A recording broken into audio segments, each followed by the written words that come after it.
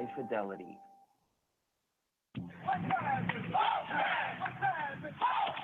Broadcasting from Cincinnati, you're listening to the Ringside Reporter podcast. All the news from the world of boxing right here. Well, I'm talking to you the way I want to talk to you. Now, here's your host, Eric Lorda.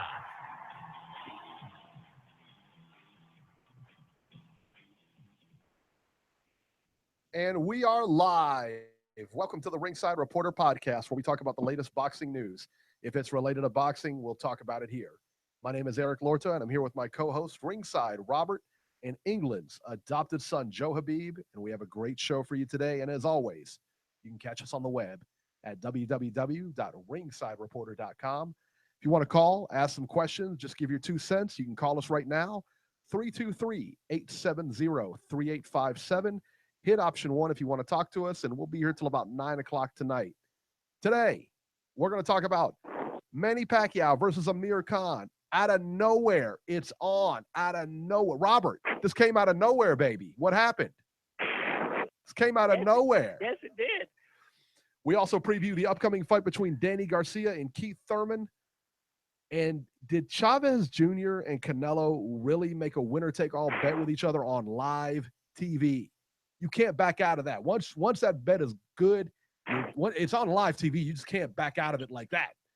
We'll tell you what's going on with it. But first, we get started with the PBC on Fox. Deontay Wilder versus Gerald Washington. Gerald Washington was a huge underdog coming into this fight, man. But you wouldn't know it by watching the first few rounds, that's for sure. I thought Washington did a great job, man. He used his size. He used his reach just to keep Wilder at distance, man. He kept him at bay. Wilder looked just confused in there. He looked like a lost puppy in there with that jab.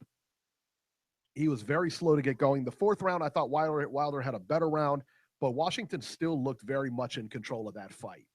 In the fifth round, Washington left himself uncovered in close and was clocked by just a monster right hand. It was that short right hand that popped him, put him on the deck. He got back up. Wilder had a flurry. The fight was stopped. It was sad that Washington got caught, man, because he was winning this fight. And Wilder was just swinging for the fences. He knew Washington was hurt. I mean, he was just going crazy with shots. The shots were not exactly technically sound. They were coming from the floor. They show, if you watch the last two punches of that fight, it looks like Deontay Wilder is swimming. That's how he's throwing his shots. Just one overhand right after the other overhand. There was two. There's a video of it online. It's really funny. It looks like he's swimming. He's literally swimming. I thought it was a good stoppage by the ref. Some of the people, said, it wasn't a good stoppage. Yeah, it was a good stoppage. Washington walked away like he was okay and then fell forward onto the ropes after that. So he was pretty hurt. After the fight, he called out Joseph Parker, Wilder that is, and stated he wants to unify the belts with Anthony Joshua. Maybe we should pump the brakes on that a little bit. If you thought Washington was giving you problems with his jab, what do you think Joshua is going to do to him? Robert, what was your takeaway from that fight?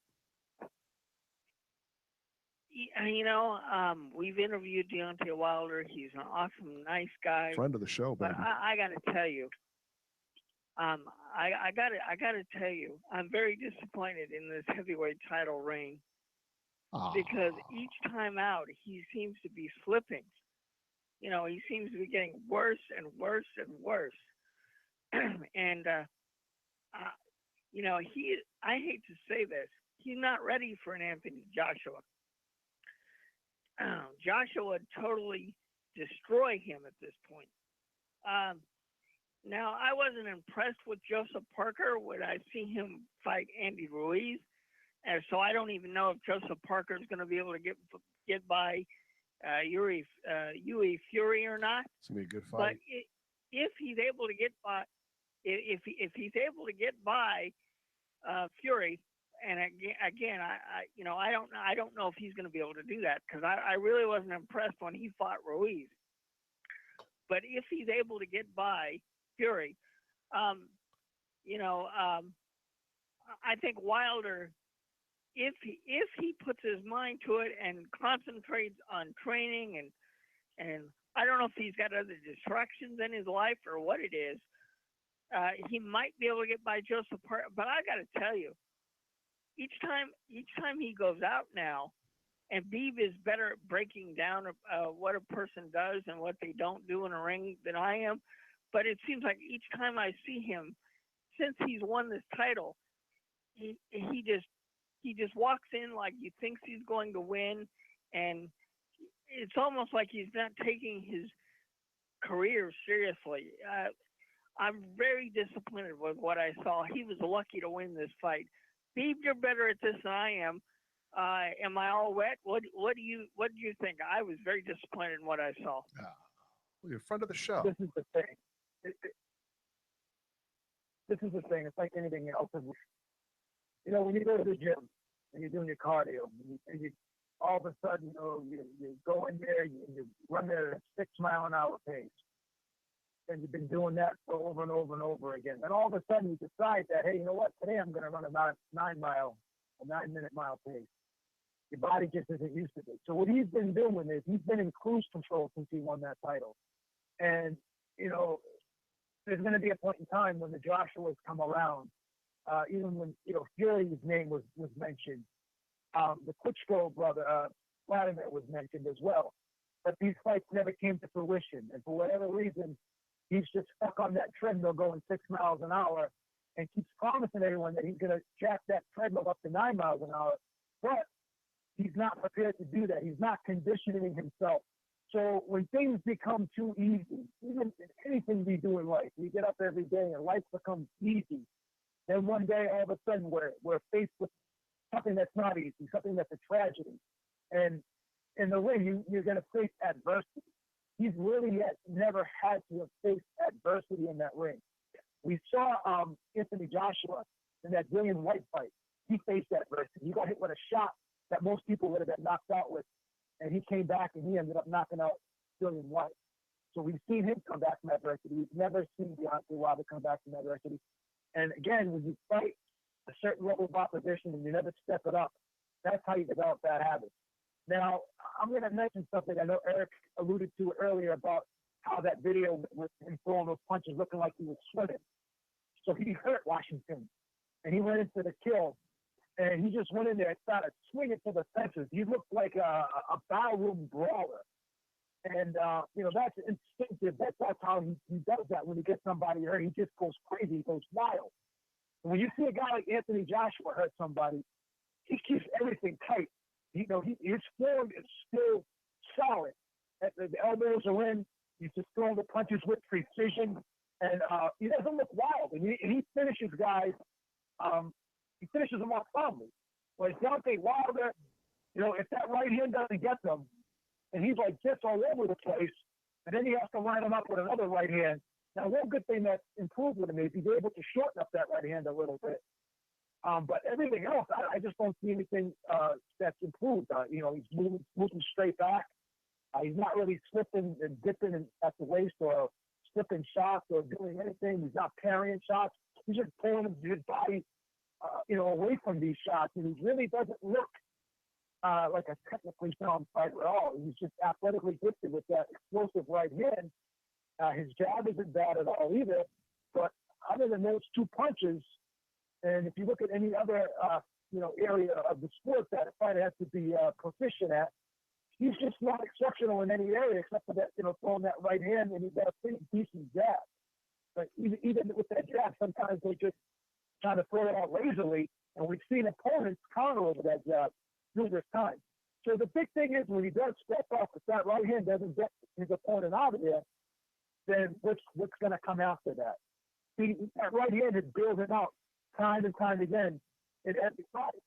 But it's building out against a certain level of opposition. So when he steps up and someone stands up to that right hand, then what comes next? We don't know. And at this point in time, with 37 or 38 fights in, we should be able to answer that question at this point in time. And right now, we don't have an answer for it. So I think, you know, if he does ever fight Anthony Joshua, I think Anthony Joshua will murk him. I think he'll murk him. That's just my opinion. And I hate to dump on Deontay Wilder. He's a great guy. He looks like the heavyweight champion. He acts like the heavyweight champion. But I'm not so sure that, you know, he can fight like, you know, an exceptional heavyweight champion or the heavyweight champions of old. Or even Anthony Joshua or a Klitschko or a Tyson. I don't think he's on that level yet. So that's just my opinion. I hate to dump on the guy, but I wasn't impressed last night, not at all. Yeah, I would go along with that. I wasn't impressed either.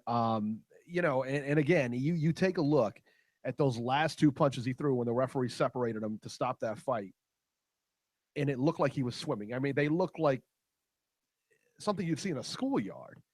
I mean, you know, listen, man, let me ask you this, Beeb. If he didn't clip him with that right hand, does Washington win that fight?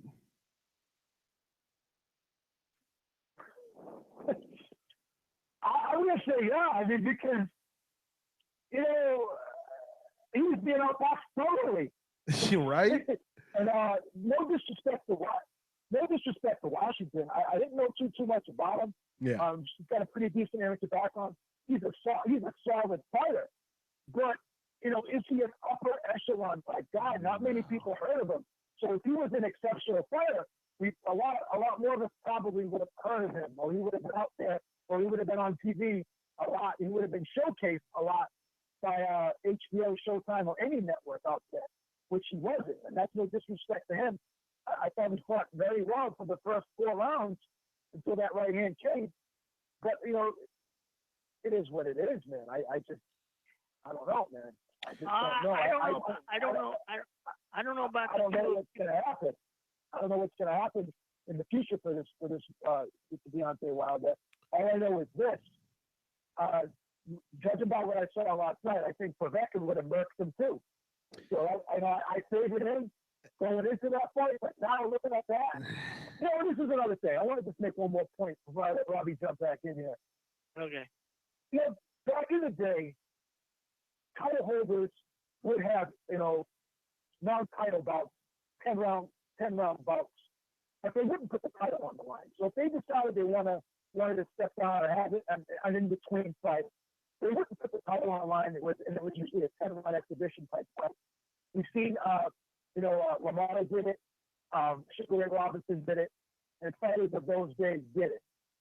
But now you have guys who are defending the title against those types of opponents that would have been a non-title bout back in the golden age of the sport. So this is what I'm saying. You know, he took this opponent and he said, "Well, I'm not going to go just jump into a tough fight. I have to see how my hand feels."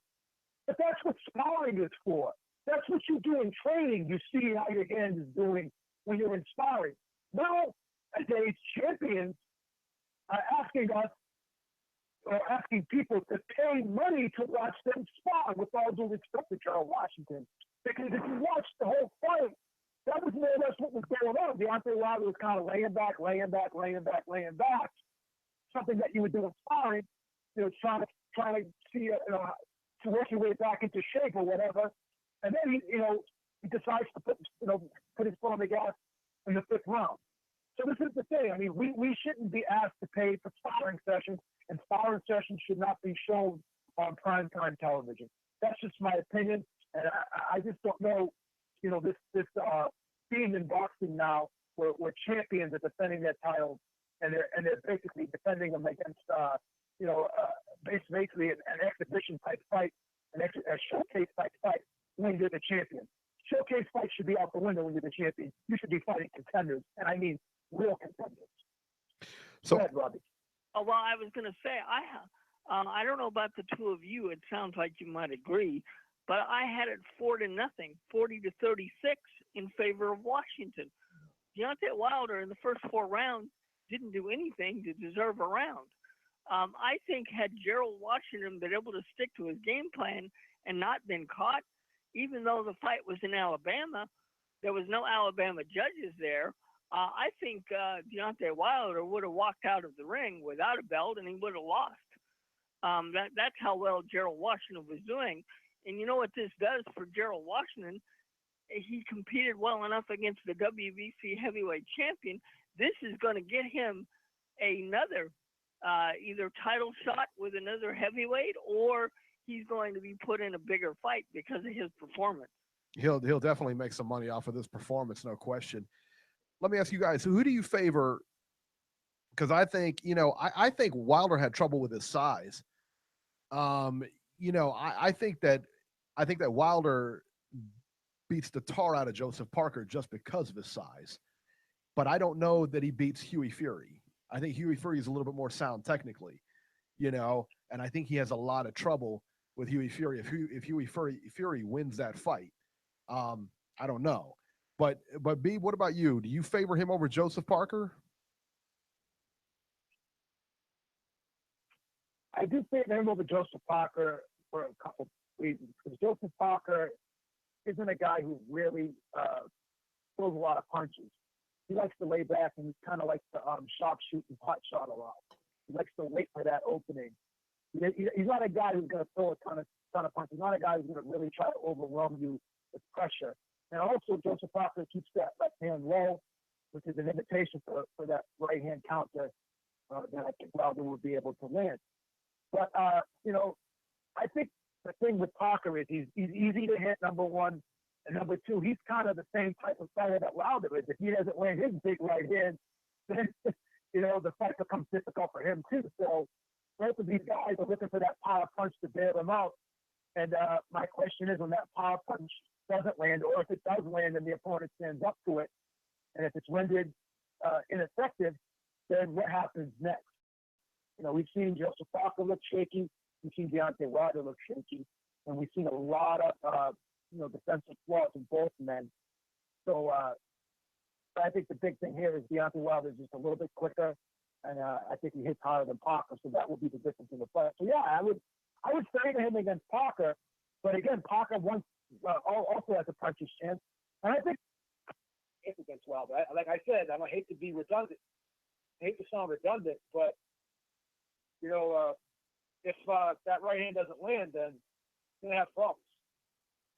So in Andre J in the chat just said he was at the fight and Wilder didn't seem to be in a lot of trouble to him, and he's right. I don't think Wilder was in any trouble. I just think he was being outboxed. I think that Washington's jab was kind of dictating the fight. The other thing I thought was dictating the fight is when they got in close. I think Washington's strength was bothering Wilder. Washington's an ex-football player for USC. Wilder's not going to be able to push that guy around like he's used to, because Wilder's a strong guy too, but Washington comes from football. That's what he does, is push people around. You know what I mean? So he wasn't able to push him around. I don't think he was able to impose his strength on him. And, and you just kind of wonder, if he doesn't catch him with that big right, where does that fight go? But I mean, as far as Wilder being in any kind of trouble or being hurt at all, I don't think Washington hurt him at all. I just think that Washington was, frustrating him to a large extent. So let's move ahead to another fight. Jarrett Hurd versus Tony Harrison. Jarrett Hurd had some issues early on with Tony Harrison, but ultimately took control of the fight. I would say mid-rounds, 4-5, somewhere in there. He just seemed to wear down Harrison. I mean, he just seemed to wear him down. Hurd did some good work to the body, landed the cleaner, harder shots. I think even though he even had Harrison wobbled quite a few times during the course of the fight. And that's not to say Harrison didn't do anything. Harrison was landing some really good shots of his own, man. Even though Hurd had some issues, I thought he was winning the fight pretty handily. I know the announcers disagreed. I know a lot of the fans disagreed, but yeah, man, that's what I had. I had Hurd winning that fight pretty handily. I mean, it's close, a little bit close, but then he started definitely pulling away. The end came in round 9 when Hurd knocked down Harrison with a good right hand shot. Harrison just beat the count and then spit out his mouthpiece. So the referee stopped the fight. And then the confusion happened. At least it appeared so in the announcers table. And they were like, did he stop the fight? Did he not? Listen, the fight was stopped. The fight should have been stopped. You stand up after that, you get knocked down like that. You stand up. You barely beat the count. He's on deer legs anyway. You get up and then you spit your mouthpiece out. He clearly, that didn't fall out. He spit it out. That fight's done. That fight is done. And it didn't look like the ref had too much control of the fight, because I don't know what he was doing. I don't know if he was saying the fight's over or maybe he was trying to signal him to go on. I don't know. Either way it goes, the ref did a poor job keeping control of everything. But Tony Harrison, Jarrett Hurd is now the new IBF junior welterweight champ. So excuse me there. But so Beeb, what were your thoughts on that fight? And about the knockdown as well. I mean, did you think he was, Yeah, this is the thing. You know, a lot of people are going to say, well, you know what? Harrison said he was okay. That doesn't mean anything. You could say you're okay, but your body language tells the story. Yeah. And as soon as he got knocked down, he fell down and the referee started counting. I immediately opened my mouth and said, he's done. Because I saw the punch, I saw the body language, and then, you know, he got up and he didn't look right when he got up.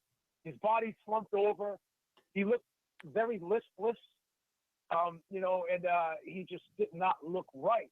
So just because he says he's okay, he didn't look okay. And the mouthpiece, I think he was just so tired and his mouth was just so bloody.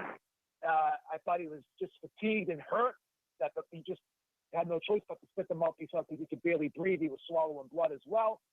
And I just think that was an instinctive reaction from him. And the referee just picked up on everything that I just said in terms of the body language.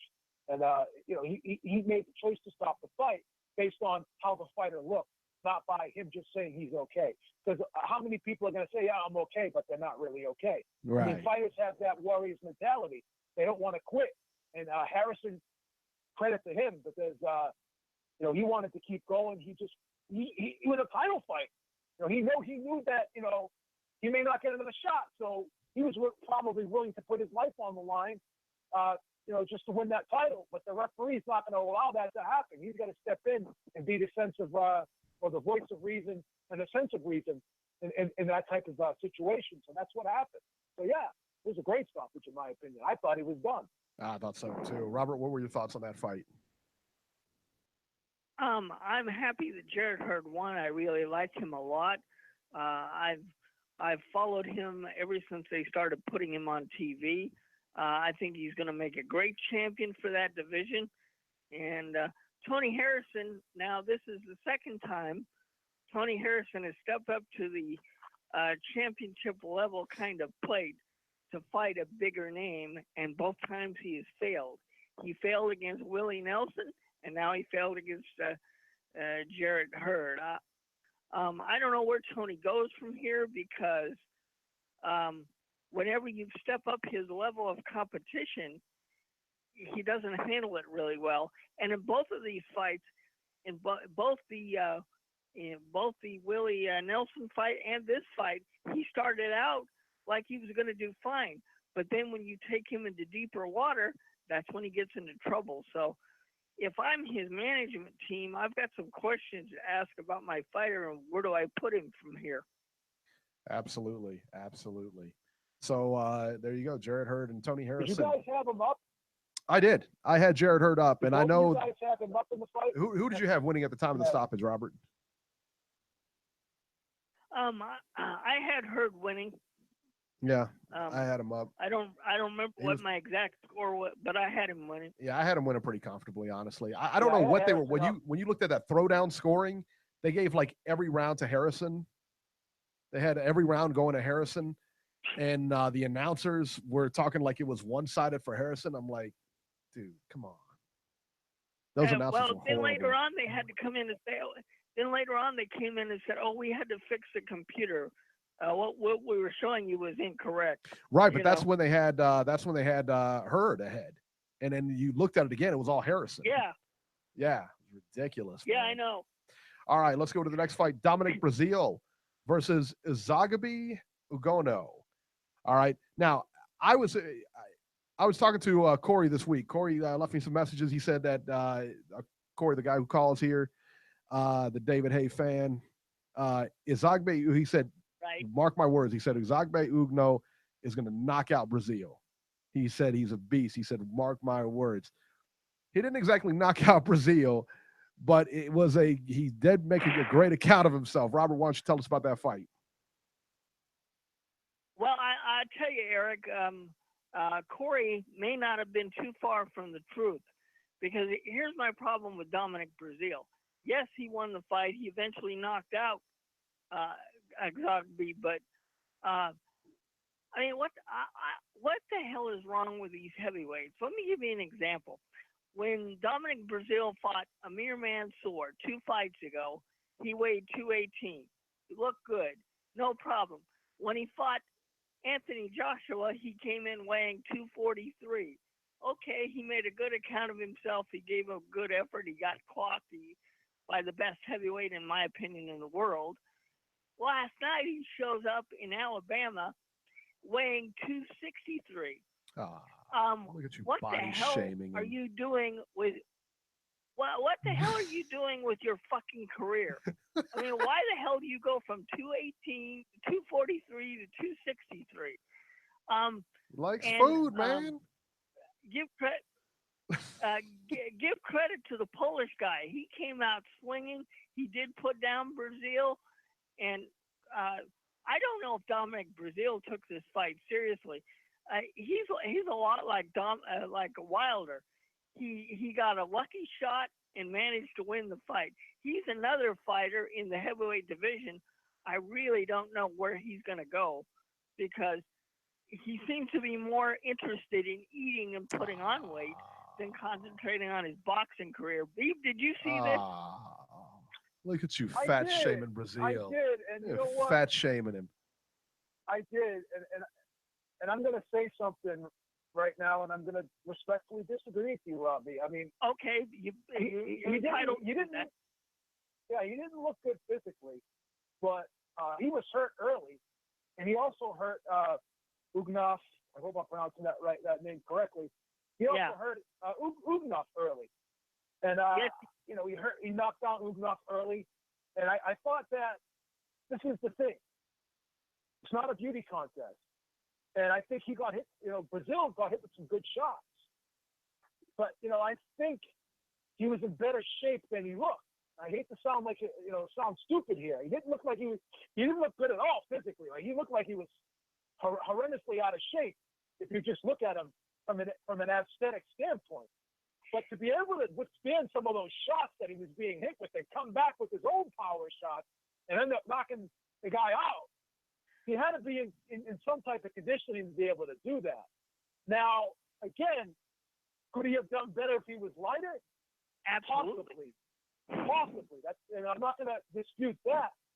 But he did show some first-class conditioning by being able to withstand, that onslaught. Because he was getting hit with some good shots. And I give him credit for coming back and taking defeat out of the jaws of victory. Taking victory out of the jaws of defeat, I should say. I screwed that one up. I apologize. But Beeb, if you're in his corner, if you're his management team or trainer, and you see this guy rising in weight instead of falling, don't you say something to him? I mean, yes, he won this fight, but if he would have been in there against somebody a little more established, like he was against Joshua, I don't think he would have survived. Don't you have a problem with his weight issue here? Why is he rising in weight in the last two fights instead of staying in a certain kind of condition? That's my issue. Yeah, Jenny Craig over here. It's definitely a cause for concern. Yeah, it's definitely a cause for concern because eventually it's going to catch up with you. I mean, you could look at him and you could just see that was not a normal weight for him. He had a lot of excess body fat that he was carrying last night, and after a while, that's gonna affect a person's health by carrying that much body fat. But the amazing thing is, we look at guys like even back in the day, Buster Douglas. He wasn't a body beautiful either. No, he was Tony Tubbs. But it's amazing. Even Larry Holmes, some of these guys, they don't look the part, but you know what? Eyes can deceive you. All those guys I just mentioned were world champions, and they can hold their own, and they were in pretty good shape. They went, won 12 rounds on a numerous amount of occasions, and they fought hard to the end. So it's just funny how a guy may not look, like he's in shape, but some people are just naturally gifted athletes. And I think we have to give Breazeale credit for one thing. I think he's a naturally gifted athlete. Whether he's going to be an upper echelon heavyweight remains to be seen. But he's a solid fighter. He's a solid fighter. And I think he showed that last night. Yeah, very much. And I tell you, I have a problem. Go ahead. Go ahead, Eric. No, go ahead. Go. I was going to say, I have a problem with guys like him and Big Baby Davis, Big Baby Miller that come in weighing, like 270, 280, and to me, when a heavyweight is that big, yeah, I wonder how serious they are about their craft. Maybe I'm too picky. I don't know, but I was just blown away by that last night. That's all. Go ahead, Eric. Look at you. Well, what about Butterbean? He was pretty good. Isn't 300s? No thanks. All right. So Breazeale had a pretty bad night, man. He's getting knocked down. He won the fight and everything like that. But after the fight, Dominic Breazeale took to Instagram and wrote something about what happened after the fight. And this is a quote off of the Instagram, and I'm reading it as he wrote it. So these aren't my words, okay? So I know the grammar's all over the place. Okay. First off, I want to take the time to thank God that both me and my opponent came out of the fight unharmed and safe last night. Secondly, I want to address the fact that Deontay Wilder and a mob of about 20 people unprovokedly, yes, that's what he said, unprovokedly, attacked my team and my family in the lobby last night. My coach and I were blindsided by sucker punches, and my team was assaulted as well in front of my wife and kids. This cowardly attack has no place in boxing, and believe me, will not go unpunished. This is the first time hearing about it. I didn't hear anything anywhere else, so yeah, that's pretty crazy, man. What do you guys make of that? Apparently, I guess Wilder's crew jumped him. I don't know. Odd. Is this Dominic Breazeale's way of saying, okay, Wilder, I want my shot at you? Right. That's kind of what I'm wondering, man, because, listen, man, stuff like that just doesn't come off. Somebody says something, both sides are mouthing off. It wasn't like you're just walking down the hallway quietly and then all of a sudden, boom, I don't know. No, I think this is his way of trying to talk his way into a fight. Yeah, I agree. Just one side note about the announcers last night. I tell you what, get a new set of announcers, man. Brian Kenny just sucks. I can't stand listening to him. He doesn't know what he's talking about. Virgil Hunter. Brian Kenny is not a boxing guy. No, not at all. And Virgil Hunter, I like him, and I like listening to like him in like snippets. But every time he talks, he sounds like he's falling asleep.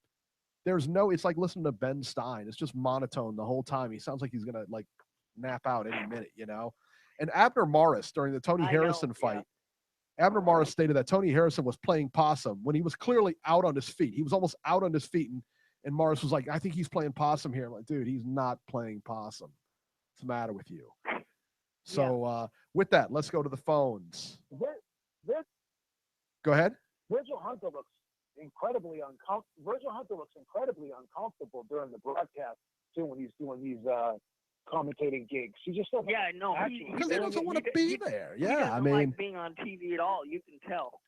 Yeah, he doesn't want to be there. Seems like he's very fidgety, very nervous. Doesn't look comfortable doing it. I don't know. It's weird. No, I mean they must be paying him a lot of money, or else he wouldn't do it. I mean I can't imagine he's just doing it for a soft payday. But I mean, just to get his name out there. I mean, I'm sure Yeah. But when this guy talks, it's like he's such a soft voice and nothing you want to listen to. You can just fall asleep talking to him because he's boring. And I'm not saying he doesn't know what he's talking about. He does. It's just a matter. He's not charismatic. Like Paulie. Paulie's charismatic. May not like what he has to say. It makes me wonder, guys. How effective he is in the gym with his fighters. Because if he's so soft-spoken when he's on TV, how is he in the corner and in the gym? Yeah, you got to wonder. I mean, clearly he's obviously pretty good. But yeah, I don't know. 812, you are live. Hello, Joe. Hey, good evening. Hey, what's going on, Robbie? What's happening, man? How you guys doing, Eric B? All right, man.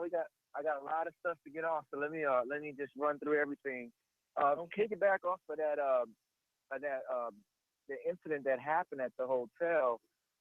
I read Eric too, Beeb and Robbie on Boxing Scene. I guess the incident started because of Breazeale and Wilder's younger brother got into like a verbal confrontation. And when word got back to Wilder, he was like, I'm not going to have that, not in my hometown. So they confronted Breazeale in the hotel. For me personally, as a world champion, you kind of are the face of PBC for Fox. So they're putting you on Fox. you can't have that happen, man. I mean, just so much stuff. It's another black eye. You know, when you're the heavyweight champion of the world and you're going out there, if it's true, I don't know if it's how true it is.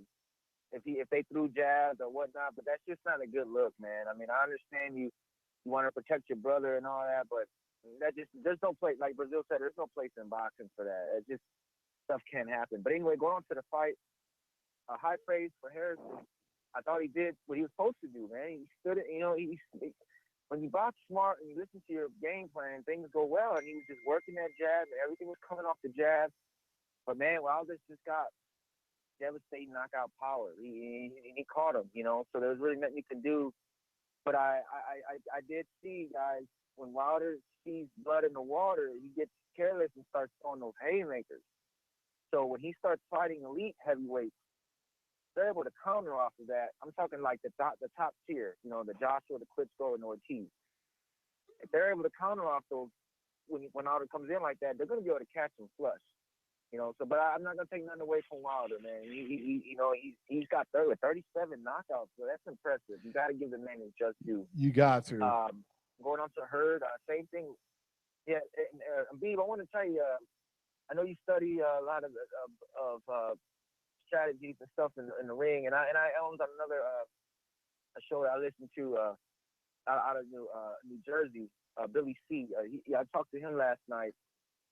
And he, you know, he's got a co-host that's a former fighter. And it's like we discussed about how Hurd just remained patient. He didn't overreact. He was losing to Harrison, but he didn't overreact. He remained patient. He trusted his team. He trusted his conditioning. And when his opportunity came about, he landed flush on Harrison and caught him. So that's just a good learning curve and tool for young boxers. And just remain patient in there and trust in your craft. Trusting the team, so all praise to him.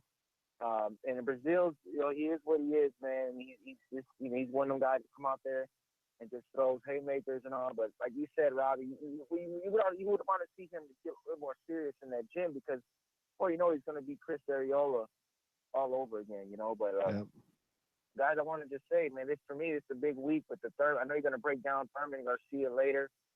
Any word yet, guys, on the meeting with Angel and the WBC console yet? Nothing. And I'll tell you right now, nothing's going to come of it. Nothing's going to come of it. You know, and really, Angel shouldn't be in the corner. Didn't the WBC pass that thing on their convention this couple of months ago, or I think maybe back in December or whatever? They passed that thing where fathers could not work the corners. This goes by the wayside. The New York State Athletic Commission is going to meet with Angel Garcia, and let me tell you what, it's going nowhere. Because if Angel Garcia doesn't corner him, that fight is not happening. That's the bottom line. So they're going to bring him in, and they're going to rip him apart or whatever in front of people, and that's all that's going to happen. He's going to take a slap on the wrist, and that's it. He's going to go on his merry way, and he's going to go corner that fight. You know, there's it's just bravado on their part. If you were going to do something, then do it. You know, if you're going to do something, whether the fight's in jeopardy or not, if you're going to do the right thing, do the right thing. But don't sit here and just make it look like you're going to do something when you're not. It's irritating, to be honest. Yeah, I agree. Hey, Robbie, I want to ask you something, man. How impressed are you with the Canelo Chavez turnout? I mean, that press tour was a big hit, right? Man. Oh yeah, no, they got major crowds in all the cities where they stopped it. And wow, I'm looking forward to this throwdown. I really am. May 6th can't get here fast enough. Look at you! All right, Robbie, look at that. I thought I saw you there at the. I thought Robbie was in LA Friday. I mean, there was so many. I mean, that press conference Friday, it was like a festival. No lie, guys. I watched it on Facebook Live, and they had the mariachi bands going. They had food. They had people. I mean, it was a spectacle. Like. That event had 5,000 people for the press conference. That's crazy. So, I mean, that go ahead, and Joe, Jim Boom from KO Tickets said on Monday, tickets are going well for that fight already. So, even though he said he didn't like the location or where it was going to be at, he said tickets are going well. Yeah, I agree. Hey, Steve, I wanted to ask you though, real quick. I know I'm bouncing around here, but were you impressed with with Hurd a little bit. I mean, I know he's a younger fighter, but just the way he was able to stay poised and not panic in that round, because it looked like Harrison could have ran away with it, but he gassed himself out. So how would you dissect his performance as far as like just being patient in there? I think Hurd knew that he could hurt Harrison, and I think he was confident knowing that. And he said to himself also that, you know, Harrison can't really hurt me because he was able to stand up to Harrison's shots. So he would let Harrison land 3, and he would only say to himself, like, I'm going to land my one good shot in the midst of him landing his 3 shots or whatever. But guess what? I think he had the mentality, and he was saying to himself, my one shot is going to do more damage than his 3. So I'm going to play this game with him.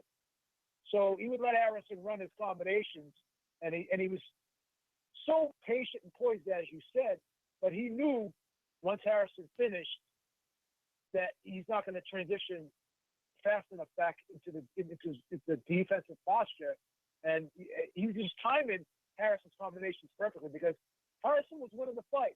I thought he was landing, you know, more shots, and he was, you know, tat-tat-tatting him a lot. But, you know, Hurd was landing the you know, really quality hard shots.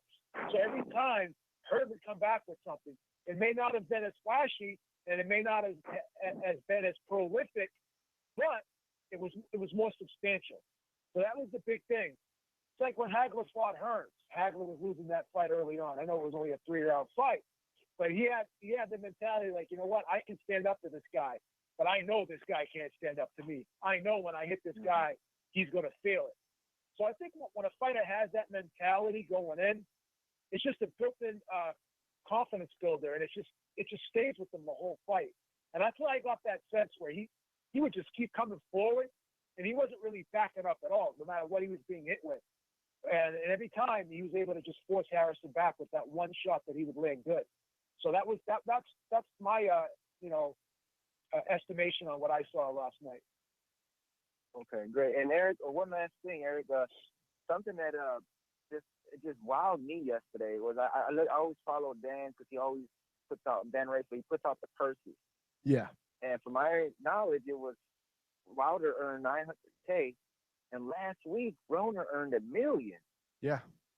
So I know it's only, I mean, that's a lot of money. It's $100,000 difference, but it's just like, wow, I mean, they still paying Broner like he's, you know, top dog box, you know, like he gets paid more than the heavyweight champ of the world. So that was just kind of, he's a draw. Like, it just caught my attention. Yeah, I mean, he's a draw. Listen, and then, you know, maybe if Wilder was fighting in Vegas somewhere, he would have took a bigger chunk, you know. I mean, I don't know, but he's fighting in Alabama, you know. True, and I mean, that's a big deal too, you know.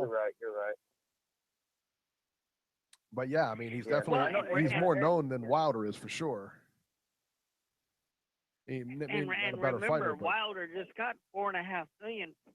Wilder just got $4.5 million from the court, from you know, the Povetkin thing. So maybe that's why he took a lesser purse. I don't know. Oh yeah, I forgot all about that. Great point, right? Man, Wilder is winning. That's a lot of change. Oh, Eric, I know you're gonna get the news and notes later, because I know there's so much more to talk about. But man, I enjoy the show, and good talk with you guys. And my prediction. Keith one-time Thurman, after this weekend, is going to solidify himself as the face of the 147 division. I mean, it's going to be a great fight, but I think it's going to be too strong. He's going to be too unpredictable in that ring. You're not going to know if he's going to bang with you. He's going to get to chase him around. But I think he's going to have Danny. He's going to beat Danny. I don't want to say it's going to be by knockout, but he's going to get him on the card. And he will be crowned the new face of the 147 division. That's my official prediction. Wow. Keep one-time Thurman. You guys take care. Hey, now, one more thing, guys. Rest in peace, George Animal Steel. Yeah. One of my favorites. That was one of my first toys I ever had as a kid. And Ivan Koloff. All those guys. Yeah, right? I love them guys, man. But, hey, you guys be well. Yeah, it's sad, man. Hey, but be well, and I'll talk with you guys later in the week or next Sunday, okay? All right, sounds good, awesome, man. Thank you. Joe, on the record. Gotta like that, man. Yeah, also, too, Bill Paxton died today. That was the, you remember him? He was a big-time actor. Remember the movie Weird Science? He was Chet in Weird Science. Yeah, he right. was like that real bully guy. He'll be known for his. Yeah, and the best role he'll be known for is Twister in 1996. So, it's not his best. Yeah, he was having heart surgery and he died on the operating table. Yeah, craziness, man. Hey, when your button's up, your button's up. You never know, man. You don't know what's coming. Not promised anything, that's for sure, man. Yep. Area code 508. You are live. 508. Georgie Porgy. What's going on with you guys? You guys got it? What's up, man? You gotta bring me in talking about death and stuff. Such a low note. Oh my God, I'm like the Green Ripper here. From this day, you'll be my new food. But let's try to cheer up though, cause it was a great weekend of fights, bro. Yesterday, oh my God. Let me start with Breazeale. I gotta disagree with my fellow friend here, Robbie. Love you, Robbie, but I gotta disagree with you. That's fine, George. That's fine. There are no lucky punches on boxing.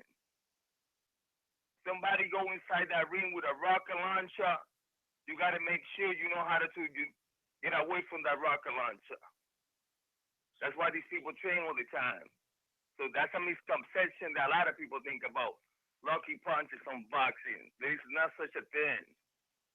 So after Breazeale being in trouble, getting his ass beat, this man, I really been really hard on this dude. I don't think he got the skills. I think he's old size. But when shit got tough, he dug it out. He came out with a win, and that's special.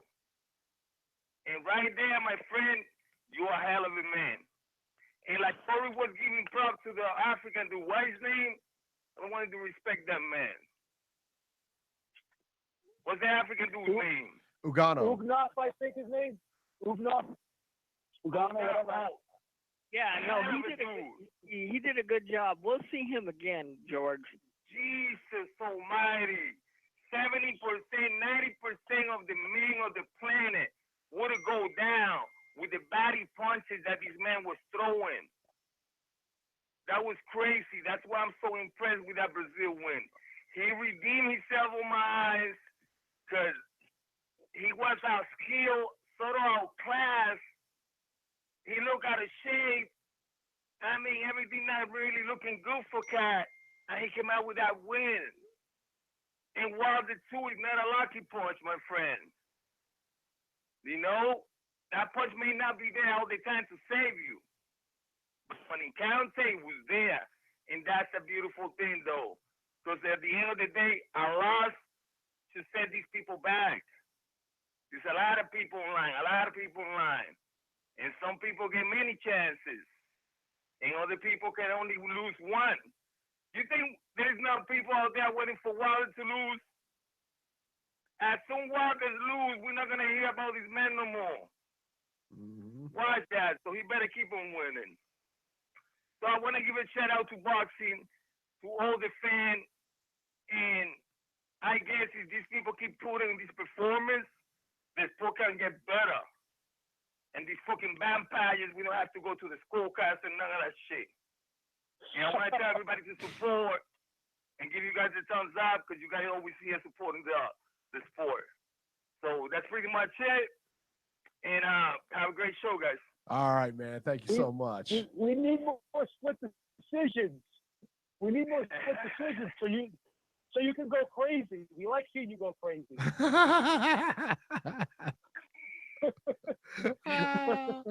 All right, thank you guys. You have a beautiful show, man. I like when you guys happy all the time like that, man. So keep it up. All right, man. Thank you so much. All right, see you later. Yeah, Georgie doesn't like them split decisions, boy. That's for sure. That's for sure. He what was he, like a point or two away from you taking the pie in the face on that Kovalev fight? Yep. Oh man. And it was such a bad decision. That was such a bad decision too. I so had Kovalev winning that fight, man. That was one of the best decisions I've ever seen in the sport. That was a great I felt fight. bad for Georgie. No, it's horrible. Felt bad for him. All right, let's Anyway. stay with the phones, man. Area code 602. 602, you are live.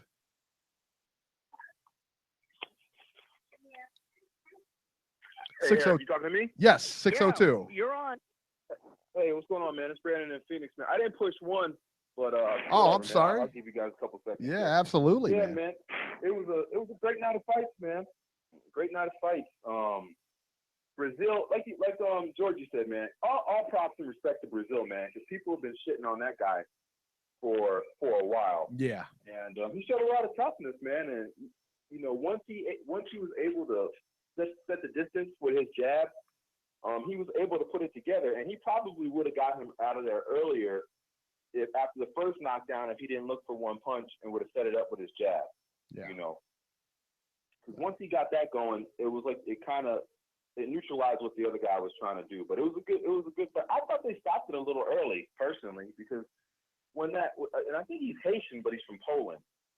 When he hit the ground, he still looked lucid to me. What do you guys think? What were your thoughts, Robert? I don't know. Maybe they did stop it a little early. He was giving a very good account of himself. I would have liked to have seen it continue, but I think the result would have eventually been the same. Although I'm still very unhappy with the condition, with the weight that Breazeale came in at. I just thought he was just way too big. Killing him, boy. Yeah, 263. 263. Yeah. They were talking about that on the broadcast, but I was kind of doing a couple things at the time, so I didn't really fully catch it. But yeah, he looked big, and you'd like to see him at a better weight, but you know, he performed. You know what I'm saying? He performed, and he was able to do what he needed to do. And I'm gonna skip the Harrison Hurd fight. I thought it was a great fight. I think Harrison showed me. I didn't think Harrison was going to do as well as he did, but the result was pretty much what I thought it was going to be, her getting on the inside and stopping him. But with Wilder, my question for you guys is, at this point, is it time for us to start questioning the people who are in Wilder's corner, your boy Mark Breland and whoever that other guy is? I don't think so. I mean, no. I tell you what, maybe in his corner, yes. His management, definitely not. His management, my gosh, they've done such a great job. You know, I mean, they have. I mean, they've got him to the championship of the world. He's largely fought nobody to get there. You know, I mean, his matchmaking is stellar. But yeah, I mean, Mark Breland is. Mark Breland is, and Joe has no idea who Mark Breland is, but Mark Breland is one of the best amateurs, one of the best amateurs ever, man. So he knows how to box. Inside joke. You know, and he knows how to box for sure. What were your thoughts, Joe? What are your thoughts on that question, man? He knows how to box, but can he teach Wilder how to box? That's the question. That I don't know. If Emmanuel Stewart knew how to box, but he could teach people how to. He couldn't teach Jermaine Taylor. This is the thing, though. You got a guy like Wilder, who fights purely off of adrenaline. When he gets a guy hurt, he just goes crazy. Mark Breland is an incredible boxing mind. He's one of the best boxers, technical, that you could think of. Watching him fight, he was definitely a prototypical textbook type fighter. The thing is you could try to teach Wilder to calm down, but once that adrenaline starts flowing, he just goes nuts. I mean, he was just. It's not about what. Go ahead. I know Mark Breland. I know Mark Breland's not telling him when he's working the mitts with him, hey, jump up 3 feet in the air and like throw your right hand like a whirling dervish. I know he's not, teaching him to throw the right hand like that. But I just think once he's in there and his adrenaline gets flowing and he sees a guy hurt, he just goes nuts. He's like a friggin' I don't know, he's like a barroom brawler. Right. I don't know if I want to blame it on Breland. I just think the guy just gets wild. That's just how he is. Yeah. I think that's it. I'm not really so much talking about what Wilder does when he gets his opponent hurt, because I mean, and I know what you're speaking of, because he does go crazy once he gets somebody hurt. But my problem more is just in the performance last night. There's no way that fight should have looked like it did. And if we're talking about Wilder really stepping up to the creme de la creme of the world level at heavyweight, that he's got to look better than that. I mean, he should look. You know what I'm saying? he should look better than what he looked last night in this fight going on for the next fight. You would have liked to see him flipping that jab out there, the jab looking stiff and strong, and then, breaking his opponent down versus kind of laying back and just catching him with one shot. Because if he fought Anthony Joshua last night, I'm convinced that Joshua takes him out. Yeah, without question. I personally think Joshua is the cream of the crop of the division. Wilder has gotten worse instead of getting better since he's won the title. His level of competition, they keep feeding him these softballs. I mean, if Wilder would have taken the fight truly seriously, Gerald Washington would not have been competitive in that fight. I'm really worried that Deontay Wilder, when it's time to step up to the plate and actually prove that you're a heavyweight champion, he's going to fail the test. Yeah, but I somewhat agree, man. He's got the eraser, and you never know what's going to happen when he hits somebody with that eraser. That's the thing. I mean, he's got 5 or 6 title defenses. Man. That's all I have for you guys, man. I appreciate your call, man. Thanks for calling in. Absolutely, all right, man. Take care, folks. You too. Absolutely. Well, I mean, what do you? That's okay. Blog Talk didn't like my opinions either. You're over there fat shaming him. You're over there fat shaming Breazeale again. Man, Robert, just ruthless tonight. Hey, ruthless. I tell it like it is, brother. Tell it like it is. Ruthless, just vicious, Robert. That's what we like around here. All right, area code 914. You're live. How you guys doing today, man? Hey, how's it going, man? Who am I talking to? We're doing good. Oh, Prince from New York. Prince, how are you doing, man? Yeah, well, welcome to the show, Prince. Thank you. Just wanted to touch up on last night's performances, man. First of all, phenomenal weekend by TBC. Phenomenal weekend. Just to touch up on what the gentleman just spoke about Wilder looking kind of bad. From our perspective as fans who don't have any glimpse of what happens behind the scenes, I feel like, yes, it did look kind of bad because he started slow and he really didn't look like he wanted to engage. But from what I understand, at the post-conference, that was kind of what they planned. They said they came in with a certain game plan, but in the locker room, they kind of changed it up and said, you know what, this guy can't do this, so we're just going to go for the knockout. And if you look at that fight, we've always seen Deontay in the past establishing the jab, establishing distance, using movements side to side, using check left hook sometimes. Last night, we saw none of that. So that kind of makes me believe what they said in just them waiting for that knockout punch. And if you really watch that fight, that's exactly what it looked like. You guys believe what they're saying? Let me ask you a question though, because you bring up a real. We have seen him throw those left hooks. We have seen him move. And do you think he was scared of using that right hand? I mean, again, man, he fractured it. Blew that right hand up, and then coming back there, he tore his bicep, and then coming back off an injury. Maybe he was a little hesitant. I don't know. It's possible. I think what one of the guys said last night that it's better to test it in the later rounds. This way you have less rounds to go if you do injure it. So it's a possibility. I don't really think that was the case. I just really think Washington's jab was proven to be effective, and I think that's what gave him a little bit of trouble with. But ultimately, he didn't do anything to try to take that jab away. He was just there just to look for that knockout punch. That's what it kind of did look like to me. I think he was trying to be methodical. I think his intention was to kind of lay back a little bit and kind of feel his way through the fight, maybe go a few rounds because he's been off for a little while. I think that was possibly the plan.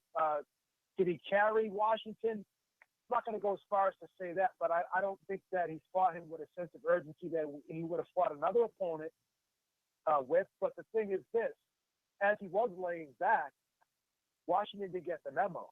He kept stepping it up and coming forward. And he wasn't just going to act, play the part and, accept the role of being a sparring partner in there just to try to get Wilder some work in there to try to bring him back and get him sharp, get him back at the fighting shape. He wasn't going to play that role. He came to win the fight. So, maybe Washington was better than Wilder anticipated, but in the same regard, I don't think Wilder really fought with any sense of urgency. I think that he wanted to lay back. I think that possibly was part of the plan. But in the midst of all that, he was still getting outboxed. I don't think. Oh yeah, I completely agree with that. Also, the Hurd and Harrison fight. Boy, I just read Breadman's mailbag today, and his pre-fight, he called it to a T. He said either Harrison's going to win on points or Hurd is going to win by knockout in the late rounds because, we've seen Harrison in the past fade. And that's how it kind of planned out. And maybe Hurd, just like you said earlier, Beebs, that he probably knew, he could take 3 punches just to give that one. And I think it kind of proved effective because you can see, I think after round 5, Harrison was fading. And, Hurd just kept tapping him just once or twice, at the end of the round or like in the middle of the round. But then when that 8th round hit, that 9th round, boy, that was as clear as day. Yeah, that was a good fight, though. That was a very entertaining fight. I enjoyed it. That was the best fight of the night. Yeah, I was about to say, that could have been fight of the night. Yep. Just some, it definitely was. Yeah, definitely some was. great fights, man. Just some great fights, man, for sure. All right, I'm not Prince. sure if I haven't really listened to any podcasts in this, but I just want to ask you this: didn't you guys pick Lucian Bute to win this past Friday? No. No. No, I didn't take the other guy either. We just didn't pick that fight. I picked him. I picked Alvarez by knockout in 5. Yeah, we didn't get to that fight yet. That fight kind of flew under the radar for me. I wasn't even thinking about it. It did. I'll be honest with you. I'm surprised Bute got knocked out. I'm going to be honest with you. I would never have imagined him getting knocked out. I don't think he would. I wouldn't have seen. I didn't see that coming. I'll be honest. So. Yeah. I mean, well, this is his first time in a while at 175. So, those unknowns did play a part. And Alvarez, and I've seen him fight before, and he never really jumped off the screen. So I just thought maybe Bute, since he's in home and he's had that gift, or the benefit of the doubt, might pull off a split decision or something like that. But yeah, it is what it is. Alvarez waxing. So yeah, let's see where he goes from there. All right, gentlemen. All right, man. Thanks for calling, buddy. Thanks for the call. Absolutely, man. Good stuff. Yeah. Good stuff. All right, let's head back. Let's head back to the Showbox card here, and we're just going to kind of buzz through this here. Justin DeLoach versus Chris Pearson. Chris Pearson from Dayton, Ohio, man. Dayton. 40 minutes away from Cincinnati. 20 minutes, about 40 minutes away. I really had some high hopes for this guy, man. Regardless, I had some high hopes for this guy, man, but it's going to be a tough road back for him after this fight. DeLoach demolished him in the second round. He looks so much better than Pearson in the fight. DeLoach dropped him a couple times. The end came at 2:30 of the second round. It looks like Pearson, man, just never got going in this one. So he's got 2 losses now. Young fighter. It's going to be tough. It's not impossible, but man, it's tough. That's an uphill climb. Andrew Tabiti. No, and I believe Dustin DeLoach has a bright future, man. Better. I can't wait to see what they do with this guy next. Yeah, he looked good, man, for sure. Another guy that looked good, Andrew Tabiti, scored a 6-round TKO over Qantas Graves. Tabiti was the aggressor from the start, and Graves didn't quite know how to handle that kind of pressure, honestly, and just kind of wilted. Tabiti really put it on Graves in round 5 and dropped him in round 6, and he didn't come out for the 7th, and that was game over. Andrew Tabiti wins that one. Saul Rodriguez versus Oscar Bravo. Saul Rodriguez won a split decision over Oscar Bravo by the narrowest of margins, 95-94, 97-92, and 95-94 for Bravo. So Rodriguez wins a split. Other fights this weekend, Eleider Alvarez defeated Lucian Butte by TKO, which the gentleman was just referring to. And of course, I picked Eleider Alvarez to win by TKO. So there you go. It's like throwing the dart at the wall and then painting the circles around it to indicate that I got a bullseye, you know? There you go. Right. And then across the pond, Ray Vargas it's not an upset that he won this fight, but I tell you what, Ray Vargas came on and defeated Gavin McDonald by decision, and it was in the UK. So, like I said, man, looking at both records, man, Ray Vargas looked like the stronger fighter, but fighting in Britain, you never know. But, hey, they judge it fair over there. Beeb, your people, they do it fair. I love it. Luke Campbell also defeated Jairo Lopez by TKO in what I thought was an upset, man, because they were really pushing this guy, Boy Jones. Craig Poxton defeated Boy Jones via TKO in round 10. And Jay Harris defeats Thomas Asamba via unanimous decision for the Commonwealth flyweight title. So there was your weekend of action, man, and what a weekend it was. I tell you that, man. Wow. So, and we're going to go back to the phones here in a minute. Let's talk about the upcoming fights here. And the big one, of course, and we're going to talk about that. So let's talk about it here. Let's see here. That would be, let me see here, March 3rd. That's a Friday, correct, Robert? That's Friday. All right, on Robert's favorite station. That's Friday. From Mexico City, Antonio Moran versus Richard Zamora, 10 rounds lightweights. And then we move on to Saturday, the big one in New York on CBS. Keith Thurman, one-time Thurman versus Danny Garcia, 12 rounds for the WBA, WBC welterweight unification. Erickson Lubin also on the card versus Jorge Cota, 12 rounds for the WBC junior middleweight eliminator. Andrew Fonfara back in action versus Chad Dawson. That should be a good fight. 10 rounds light heavyweights. Mario Barros versus Yardley Suarez, 8 rounds junior welterweights. Sergio Lepenitz, Heather Hardy, they're both on the card as well. Let's see here. What else? The big one, the other big one from London, and I know he's online. I think Corey's online waiting. Tony Bellew versus David Hay, 12 rounds. Unbelievable. We can't wait for that one. That's a big one, and that'll do it for this weekend of action. But let's break down. We got two gigantic fights this weekend. Isn't We got Paulie fighting too, Eric, this weekend? He was no. Yes, he is. He's on the undercard of the Bellew Hay fight. Yeah. O'Hara Davies versus Derry Matthews, 12 rounds junior welterweights, and Sam Eggington versus Paulie Malignaggi, 12 rounds welterweights. Katie Taylor also on the undercard as well. Frank Buglioni versus Ricky Summers. Lee Selby versus Ndani Gago. And Ted Cheeseman versus TBA. So there you go. That's the full breakdown of the card. Okay. So as I was saying earlier, we got two gigantic fights this weekend. Keith Thurman versus Danny Garcia. Let's break that one down. Robert, how do you see this fight going? You know, I love both of these guys. I really do. I think this is a great fight.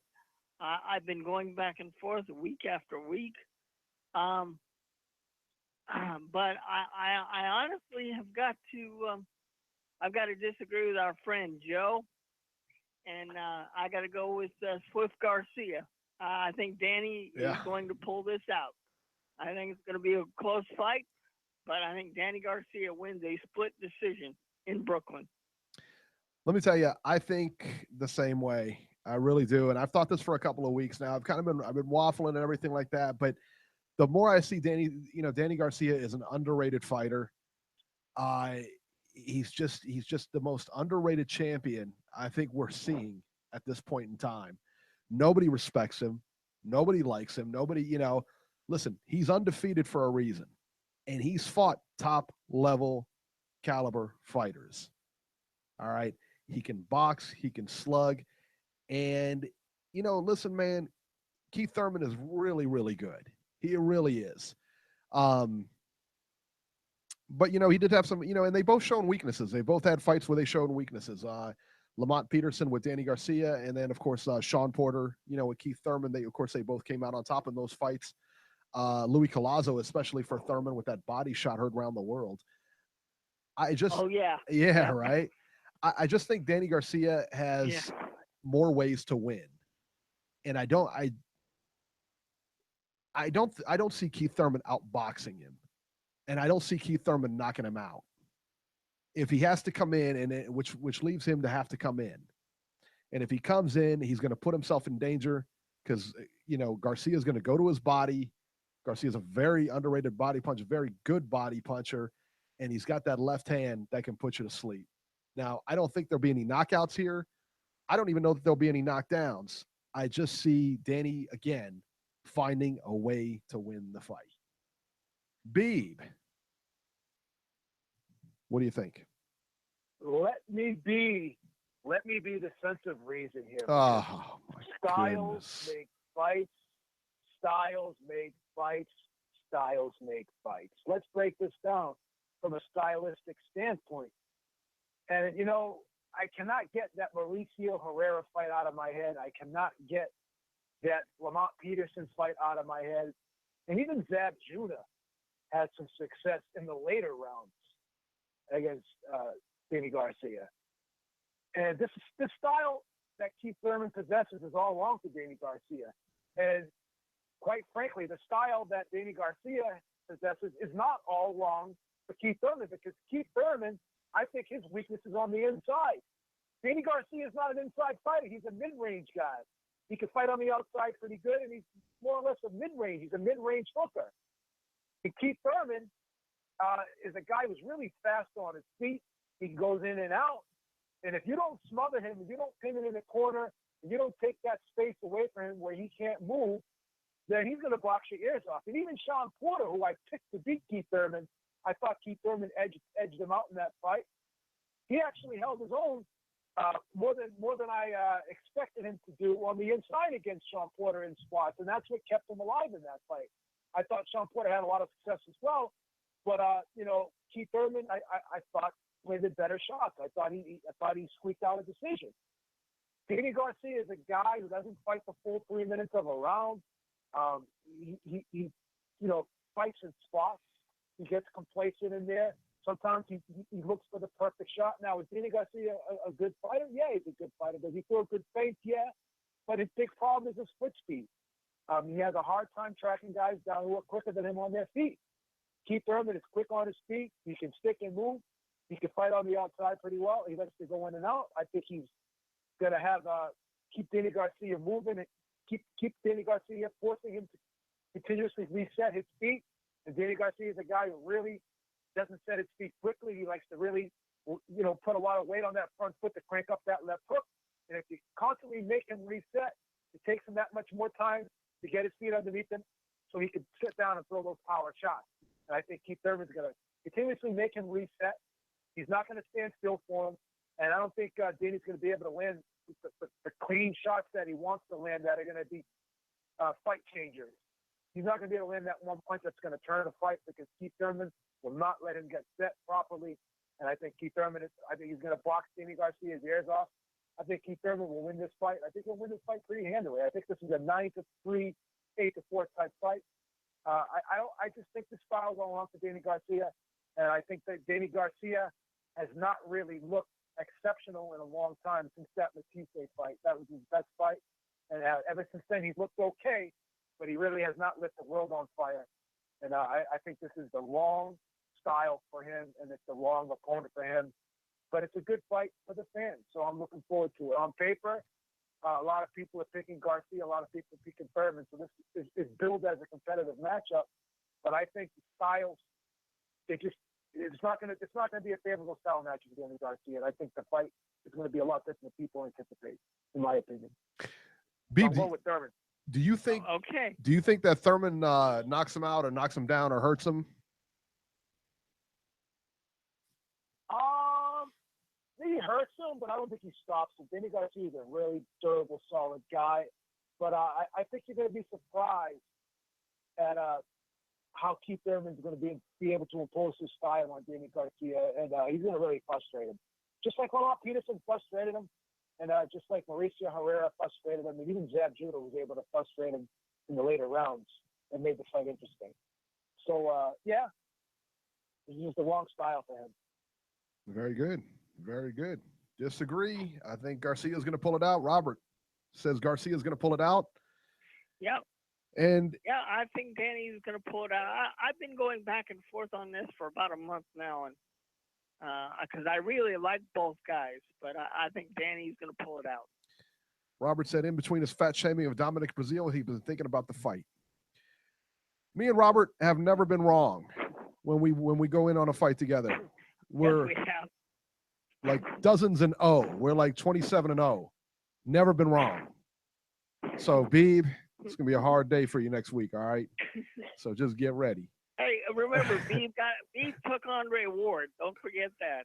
So. And Andre Ward lost. I mean, we got robbed on that one, Robert. Come on. Clear victory. It was a clear victory. Let's bring Georgie back on the line here.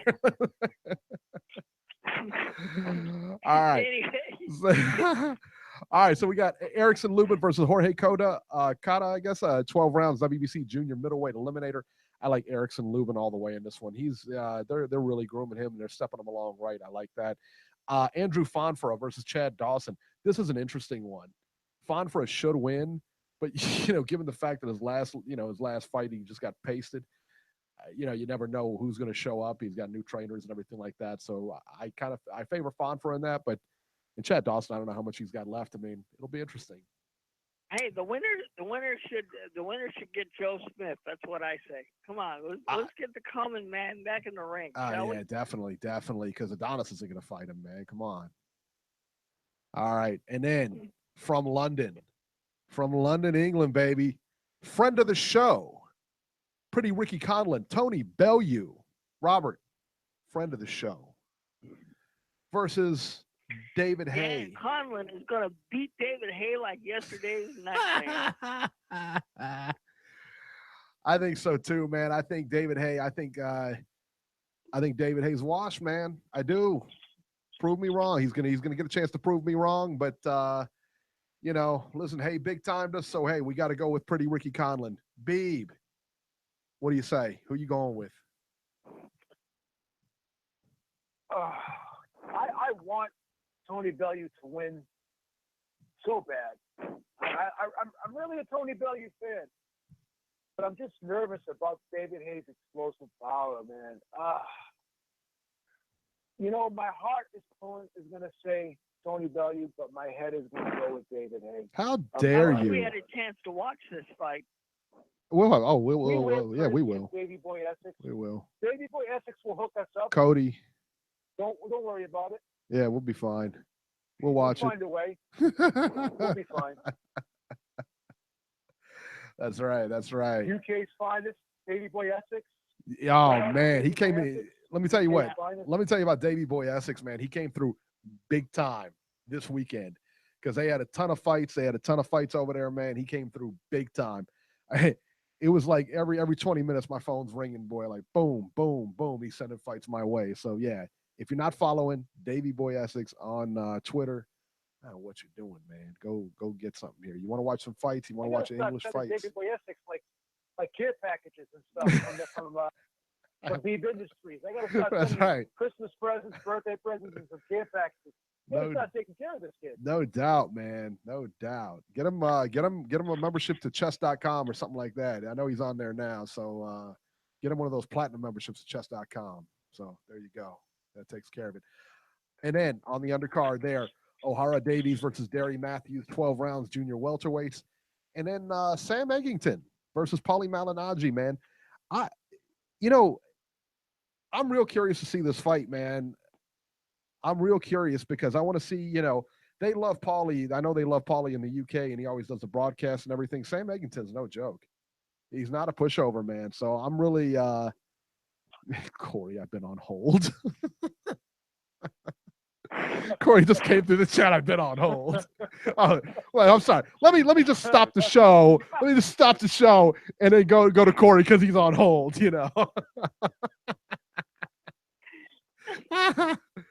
Yeah, well, trust me, we're gonna get to you. I mean, I've I've been on for 25 minutes now. Hey, we got no caller like Corey, man. He's got breaking news. Hey, I'm on hold. Corey, man. Don't worry, we're gonna get to you. Corey says I've got breaking news. You're the one. You know what? You're the one that said the guy was going to win this weekend. All right, I don't really want to hear it. He was the one that kept telling me Ngannou is going to win this fight. He's going to win by knockout. You know, doesn't so. But back to the Malignaggi fight, man. I think it'll be interesting, man. Beeb, who do you like in that one? You like Eggington or Malignaggi?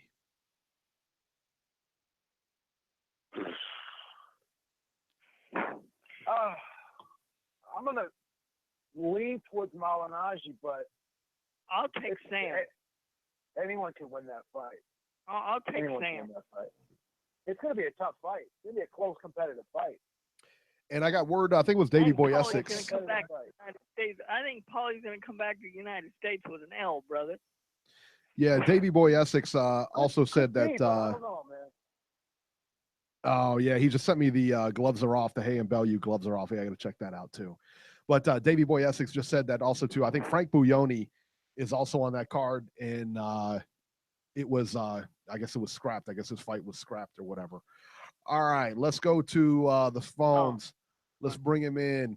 804. Corey, is this you? What's up, Corey?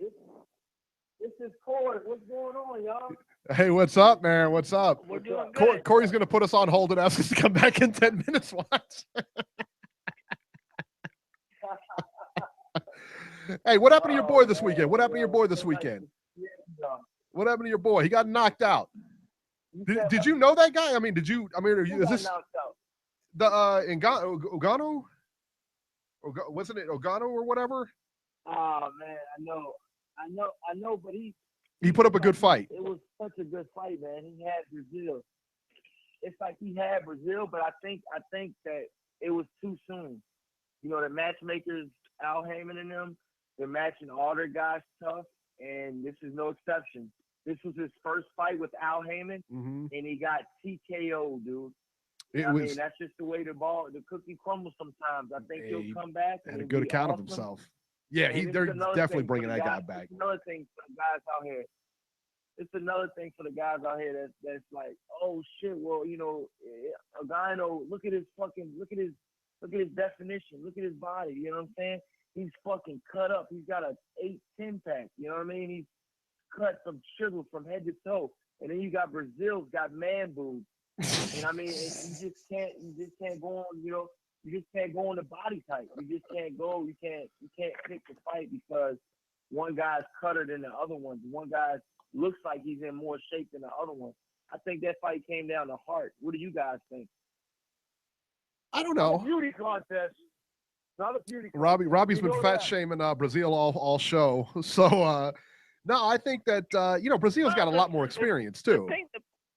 I mean, he does. He's fought in better competition. For Mr. Universe in the ring. Robbie wants Mr. Universe, but no, the thing that bothers me, guys, the thing that bothers me, 2 fights ago, he was weighing 218 pounds. Now 2 fights later, he's 263 after getting knocked out by Joshua when he was in better shape to fight Joshua. Now, when he fought Joshua, I thought he looked perfect because, you know, he was at the right weight. He looked solid. But because he lost, he gains 20 more pounds. I don't know. I just question his. Robbie, you know. But Robbie, Taco Bell has these soft shell tacos for 89 cents a piece. I mean, give the guy a break. What's he supposed to do? Pass that up? I know. Was he supposed to pass that up? I don't know. Come on. I don't know, Corey. Do you agree with me here or what? Come on. I mean, yeah, I agree with you to a certain extent. I mean, it's just, I mean, I don't know how a guy can go from 2 fights weighing 218 and 2 fights later weighing 263. But all I can tell you is, I mean, damn, if he needed the more weight, I mean, he's winning. I mean, this is pretty much arguably the biggest one of his career. And I mean, this is a make or break fight for both of them. I mean, yeah, the guy was undefeated. The guy was undefeated coming in. Yeah, so absolutely. So Corey, Ugonoh. Hold on. This is what I was gonna tell y'all too, though, man. Breazeale and Deontay Wilder met each other in the lobby after the fight, and what happened was it's breaking news that they actually got into an altercation. The whole Wilder camp beat the living shit out of Breazeale and knocked him out unconsciously and beat his trainer up as well.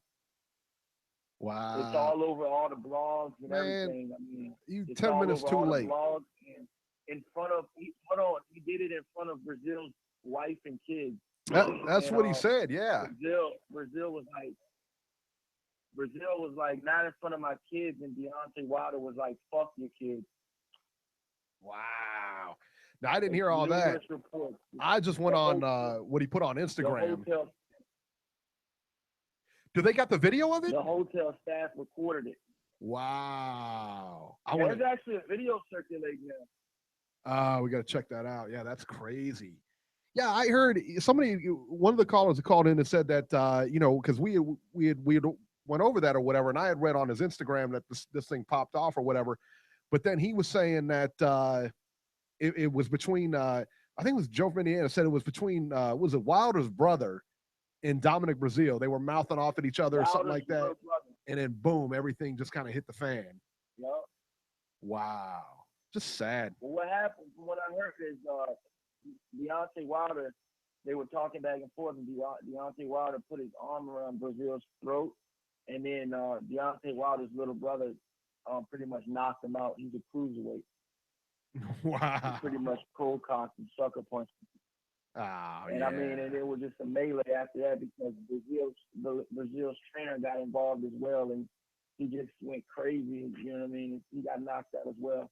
But this is what I want to talk about too, though. I want to talk about the Tony Harrison fight. Man, that was an awesome fight too, man. It was just a good card, man. I mean, it was just a good card, man. It was one of the best cards I've seen in a while, man.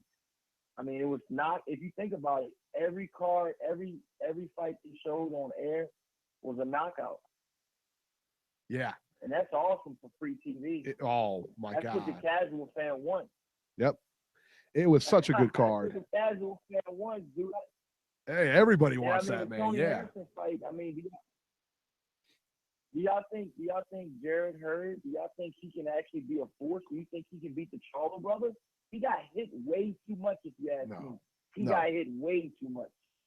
No, and they were speculating in the chat that he's going to fight Andrade next, and that's not going to go well for him either if he does. No way. I mean, his defense, he needs to work on his defense. That's my personal opinion. Yeah, he got touched up. But Harrison's a good fighter too. Harrison's very sneaky, very crafty fighter. Harrison's pretty good, but yeah, he did get a little. He got hit a little bit too much for my liking, honestly. So we'll see about that. All right. I feel like Harrison's win is always in question. I mean, last time he got knocked out by Nelson in the 10th round, I think, and he turned around to the referee and he was like, he pretty much, didn't know where he was at, and that happened in the 10th round, and now he got knocked out by Hurd in the 9th round. I feel like he got winded in both fights. I don't know if stamina could have been an issue, but back to the drawing board for him. This is his second TKO loss in the last 3 or 4 fights. Yeah. So, we probably won't see him for a little while. No. Like I said, where do y'all think Breazeale will go from this knockout win? He got knocked out. He got at the hotel. knocked out after the fight, but I'm just saying. It looks like what do you think? Like he could be a Wilder opponent now. They got the storyline brewing. Now. Yeah, right. They could be a Wilder opponent. Exactly. They actually cold cocked him in front of his wife. That's great, and his wife and kids. His wife and kids. I think this is setting up to be Wilder's next opponent. That would be silly. Let me ask you this, Corey. Let me ask you this, Corey. So Deontay Wilder actually threw punches at Breazeale in front of his wife, or was it Deontay Wilder's crew that did that? They actually got it on video. Deontay Wilder throwing punches while Breazeale's wife was watching and kids were in presence. Oh man, that's a bad look, man. I'm disappointed in that. Yeah. That's horrible. No Is question. that what happened, Eric? You hear that too, Eric? I heard he said not in front of my wife and kid. He said he was sucker punched. He said he was sucker punched, but I didn't hear that he was like out cold. Well, I'm getting different reports, and I mean, from all my sources saying that the kids were present and the wife was present, and the wife said not in front of the kids. Right. Wilder out of his mouth on video said, "Fuck your kids." Oh wow. We're gonna have to get. Yeah, I'm trying to find it on YouTube. Yeah, I'm trying to find it here on YouTube. If you guys got it on YouTube, send it to me at Ringside73 on Twitter. But look, that's my call, man. I love the show. No. Great, and that's my pick for the Garcia Thurman. I got Danny by TKO in 10. Okay, you're on the record, bro. Corey, you ain't going nowhere, son. You ain't going nowhere. You ain't going nowhere, son. Because this week, Daddy, March 4th, your boy, it's gonna be a good day, and it's gonna be 50-50 for you. Tony Bellew is gonna squash your boy. He is gonna squash him. It is gonna be 12 rounds of a schoolboy lesson for your boy David Haye. He is going down. Let me explain to you real quick. If Tony Bellew doesn't die, it does not count. It does not count. If he's not killed in the ring, it doesn't count. His head's gonna explode, you idiot. Son, Tony Bellew is gonna school that boy. He's not had a real fight in years, and now he's in one, and now he's got a fight on his hands. And let me tell you what, Tony Bellew doesn't like him at all. This is why they have weight classes. This is why they have weight classes. Right? David Haye is a blown-up heavyweight. Blown up. That's why. He's a blown-up heavyweight. You just can't go up to heavyweight and take on a killer like David Haye. I like Tony Bellew. Believe me, I do. But I'm a little bit nervous for him. This dude is gonna get beat up so bad. This dude, David Haye, said he can go out in the first, he can go out in the fifth. It just depends on when I want to take him out. That's my call, baby. We got this. Next time Corey calls in, he's going to hear the following because David Haye's going down. You'll be my new fool. He's done, son. Wow, I'm disagreeing with everyone. All over. I'm disagreeing with the panel. I'm gonna be the lone winner next week on this panel. Yeah, baby. All right. Let's stay here. We got a special guest. We have a special guest on the line calling us from New York. This is gonna be very good here because I'm super excited to have the great Beeb. Are you paying attention right now? I'm paying attention. Because we have the great, none other than Iron Mike Tyson on the line. Mike Tyson, please go ahead. Hey guys, how you guys doing tonight? That is the worst Mike Tyson I've ever heard. Is this on? That was horrible, son. Hello? Hello? First of all, I just want to say, David Haye is a pussy. You know what I'm saying? David Haye got nothing on me. And he looks like Sideshow Bob. You know what I'm saying? His hair's all over the place. And he just won't fight. He won't fight Briggs. You know what I'm saying? It just sucks. It really, really sucks that he won't fight Briggs. I just don't understand that. It breaks my heart. As a champion, as a former champion, he just won't fight Briggs.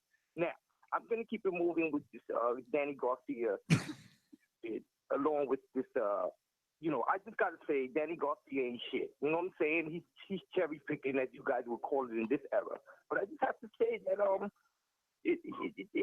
it's not tickling my fancy. You know what I'm saying? It's just not tickling my fancy with this guy just going around with a WBC strap like that. I mean, the greats have held that strap. What the hell is he doing, guys? I mean, I just don't understand that. What did you think about Deontay Wilder's performance against Gerald Washington? Oh, come on. The guy's soft. Deontay Wilder's soft. What, he got a bionic hand now or something like that?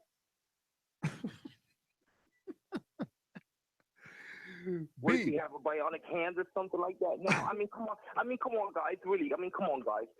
Add Deontay Wilder. Or should I say like Briggs calls him? Okay, Briggs calls him Beyonce.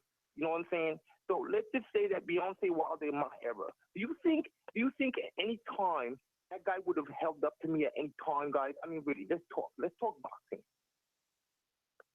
Let me ask you a question, Mike. You've been in some hotel altercations in your time.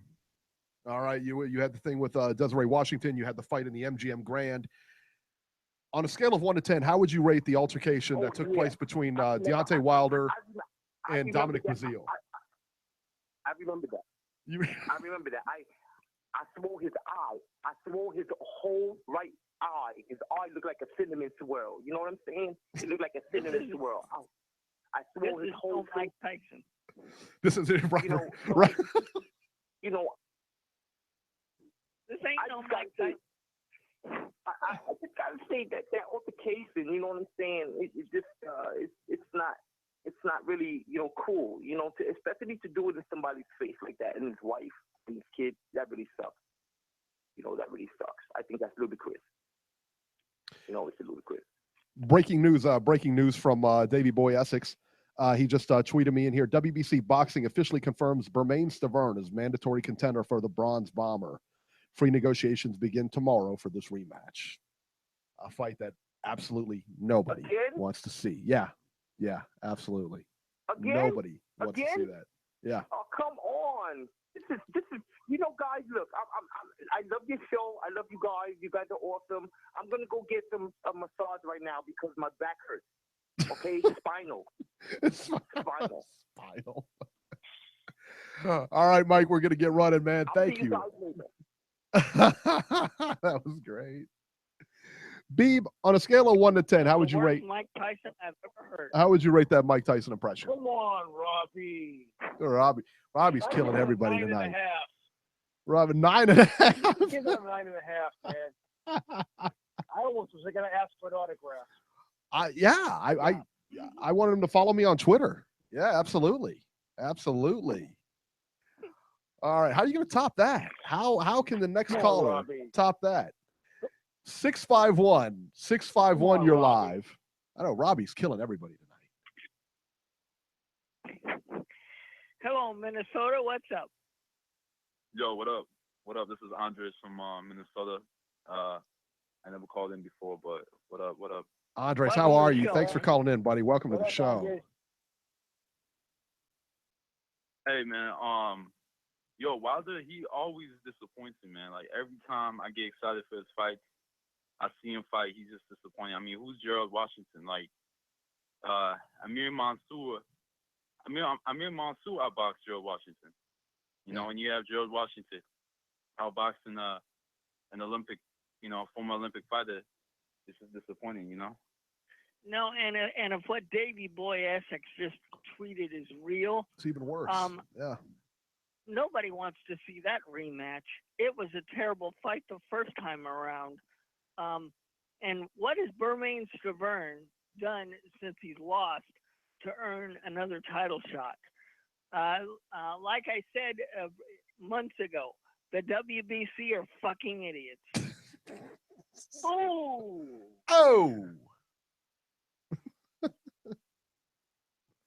Robert is in rare form tonight. Did you guys also hear that? Wilder, he doesn't run during his training camp. Well, that I did not hear. No. Yeah, I've heard that, and that's wrong. He needs to run. You know what he needs to do? He needs to go up to Big Bear and train with Golovkin and see what kind of workout he goes through. Yeah, he's not going to do anything that difficult. Come on. Mm-hmm. Yeah, I don't know how he's gonna I don't know how he's gonna keep up with this, stamina wise with these top level fighters. He's doing himself a disservice in that regard.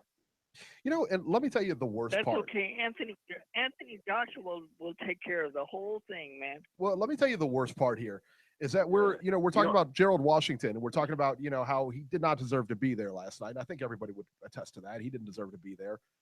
Gerald Washington was the second opponent.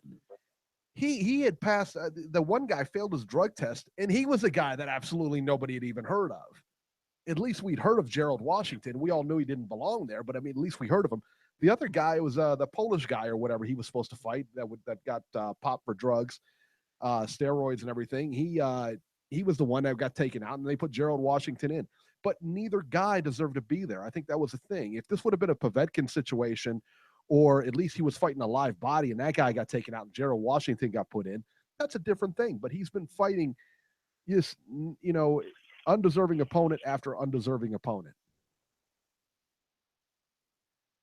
I mean, I've got to honestly say this. I know this is not true, but you got to ask yourself, whose pocket is Al Heyman and company in to keep giving Deontay Wilder these soft touches? His pocket. They're getting money for it. I mean, when they lose that belt, I mean, they're not going to put him against Joshua right now and get killed. Plus Joshua's got a big fight with 90,000 people over there with Klitschko. I mean, like I said, his matchmakers have been stellar. The matchmaking on this guy has been stellar because I think he's selling out those arenas in Alabama or whatever. He's making money. They're putting him on free TV. Yep. He's getting his name out there, and he's not having to work that hard to do it. And don't get me wrong. I mean, it's not like I can go out there and beat Gerald Washington. I'm just saying for the heavyweight champion of the world. No, of course. Who could have imagined Anthony Joshua in there with Gerald Washington last night? That fight's over in 3 rounds. That would have been over in the first round, brother. Yeah, absolutely. Yeah, and talking about the David Haye fight, I hope David Haye wins because I feel like he could compete with some of these guys at the top level. I don't see Bellew being able to compete with these bigger guys, so I still hope David Haye, gets that win, and we see him in there with like Tyson or Wilder or AJ. Yeah, I think here's my thing with David Haye. I just think his best days are behind him. I think his best days are gone. He's had a long layoff. He hasn't fought anybody in a long, long time. He hasn't been in a real fight in a long time. And I don't think Bellew. If Bellew wins, I hope Bellew goes back down because I don't think Bellew's going to be the best at the heavyweight division either because he's a little bit too small. He's a little bit underdeveloped. But so is David Haye. So look at it this way though. He gets to make a good paycheck, and if he wins, that's something he can put on his resume. He can go back down to cruiserweight and continue to defend his title. I mean, hell, it's a good UK fight, and Tony's going to prove what it's like to actually be in a fight because David Haye's been out of the ring 2 or 3 years. Yeah, and he's had some soft touches when he came back. David Haye's a beast. Yeah. David Haye's a beast. He was a beast. He was a beast. The big difference. He's still a beast. He's still a beast. He's a beast without teeth. Has no teeth. No fear. No. That's okay. Tony's gonna do. Hey, well. do you guys know who Neno Rodriguez is? I don't Mayweather know. Fighter. He sounds familiar. Yeah, he does sound familiar. Yeah, that was sounds familiar, but don't really know him. Okay, he had a fight on Friday, but that was a robbery. He got dropped and. Oh, you're talking about the Showbox. Oh fight. yeah. You know what? I did hear about that fight. Oh, okay. I heard it was a pretty clear robbery too. Yeah, I heard he lost big time, and they gave it to him anyway. Oh yeah. Yeah, no, he lost, Eric, but they gave it to him. Yeah. And that Oscar Bravo, the guy he fought, that was the guy that Breazeale fought like 2 years ago, and Breazeale shut that guy out. So. Yes, he did. Wow. Anyways, I'm really excited for this Garcia fight, man. But I'm Puerto Rican, and I hope Garcia can pull it off. But I just don't see him. I feel like his luck is gonna run out next Saturday. So. Yeah, no more controversial decisions. No more controversial decisions, man. Yeah, man. He's run his course with that. He's run his course with that. It's over. That's right. One time. But anyways, nice Nice to call in for the first time, though. I'll let you guys go. Absolutely, Well, man. thanks Don't be a for stranger, calling. man. I Yeah. hope we hear from you again, brother. Absolutely, man. Oh, for sure. You guys have an awesome show. Continue to Oh, call. I appreciate it, man. Thank you Continue to so call. much. Enjoy the call. Awesome. Good stuff, man. Good stuff. All right, so let's move ahead here. Those are the upcoming fights. And then also, too, hey, listen, man, I don't know if you guys aren't subscribing to the podcast, man, go to iTunes and subscribe to it. This week, we put out a Sonny Fredrickson interview that's also available at beatingtheoddswithbeeb.com. Tom Loeffler is scheduled for next week. So we're going to try to run down Tom Loeffler this week and put that interview out for you guys. We're going to ask him about the Triple G. He's going to be on here talking about the Triple G Jacobs fight, and he may do a little bit of the Klitschko fight as well, the Klitschko Joshua fight as well. So subscribe, man. Go to Beeb's channel, subscribe, get all our content. All right, let's move ahead here to news and rumors. It's on. I can't believe it. This came out of nowhere, just out of nowhere. Pacquiao and Khan on April 23rd. Both Manny Pacquiao and Amir Khan have announced on social media that they have reached a deal to fight tentatively on April 23rd in the United Arab Emirates. Aram stated that the UAE was offering $38 million for the fight. Now, they've offered a lot of fighters a lot of money, including Floyd Mayweather, I think Anderson Silva also from the UFC. Hopefully this deal is solid and they don't back out or anything like that, because I'd like to see the fight. Early this month, Top Rank announced a deal to fight Jeff Horn in Australia. And somehow that went south. Maybe it was because the fight sucked and nobody wanted to watch it. I mean, just a thought. I don't know. That's right. You know, yeah, exactly. You know, nobody wants to watch that fight. And also, too, just a reminder, if anybody has that video of the hotel incident with Deontay Wilder and Dominic Breazeale, send it to me at Ringside73 on Twitter. So get it to me, get it to us, or you can go to Beeb too. All right, so J Habib at J Habib1. Eric, Yes, sir. Yes. Eric, do a Google search. It's on there. Is it I'm on doing there? that right now. I just did a Google search. Awesome. I was looking on YouTube Yeah, for it. TMZ and boxing. Oh, TMZ's got it. Yeah. TMZ's got it. Do Okay. a Google search. Yeah, TMZ's got it and boxing scene's got it. Awesome. So it's up there. All right, let me see here. Let me go.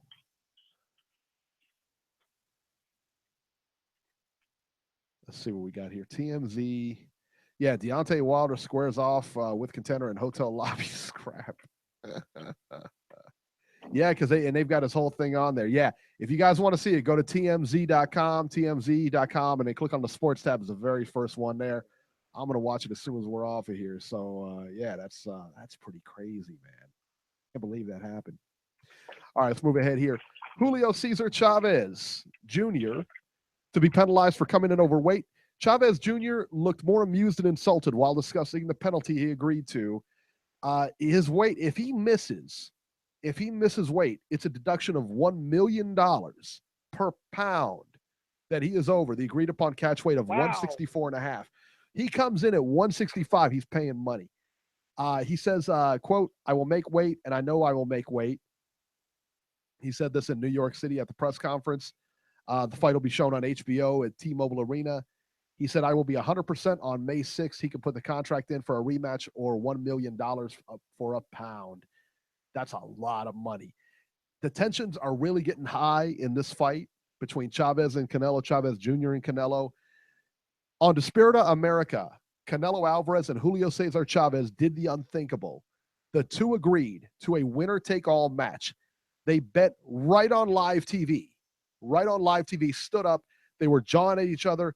They stood up. They shook hands. They said, "Hey, winner is taking all." They shook hands on it. It's a bet. All right. This wasn't a Twitter bet. This wasn't on social media. This took place in front of the world. Live TV, Daddy. That's what happened. Now, of course, this isn't legally binding, and I wouldn't expect either loser to turn over the purse because, you guys are going to go through a lot of stuff to get this. But nonetheless, it's interesting. They're really doing a good job of hyping this fight. Now, the caveat to that, just a couple days later, this didn't last. Canelo was on TV with Chavez Sr. And Chavez Sr. told him right on live TV, he said, "Look, man," he said, I was never a big fan of this bet. He said, "I'm asking you as a gentleman, let's rescind the bet. Let's just fight like gentlemen, this and that." And Canelo, to his credit, said, "You know what? I will." He says, "For you," He's always said that Chavez Sr. was a hero to him and an idol. And he said, for you, I definitely will. He said, but only for you. And he took the bet off. So they didn't bet.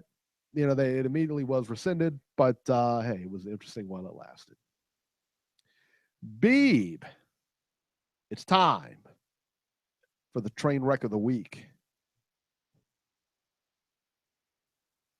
Chugga. Oh, excuse me. No Brianna this week, huh? Brianna fell asleep.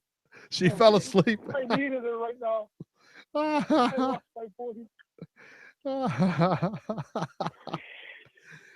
Dusty Hernandez Harrison has been arrested on gun charges. Dusty Harrison was arrested Wednesday night in Southeast D.C. on gun charges. According to a police report, the arrest happened in front of Elvins Road Southeast at 9:30 in his hometown. Harrison was arrested for carrying a pistol without a license, possession of unregistered ammunition, possession of an unregistered firearm, and, to top it all off, resisting arrest. Officials say Harrison was arraigned Thursday and will be held overnight for a preliminary hearing set for Friday. This was coming out of ABC7 WJLA.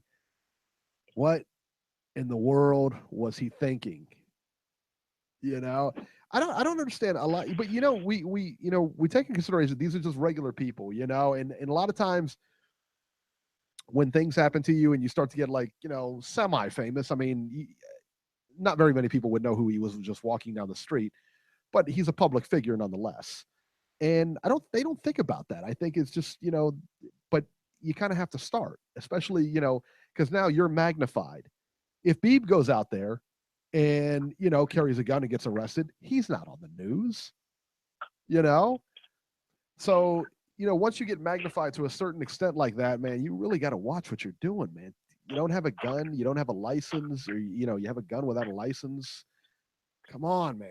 Come on, get it together. Harrison, get it together. Robert, I want to hear full details because I know you were there last night.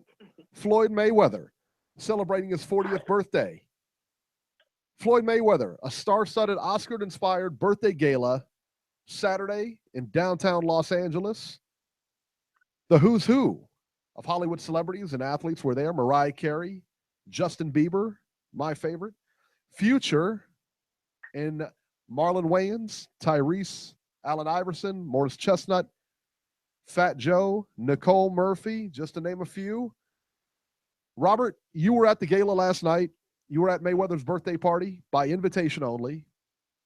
What did you think of the spread? How did you like it? And what was with, did you hook up with Mariah Carey? What happened?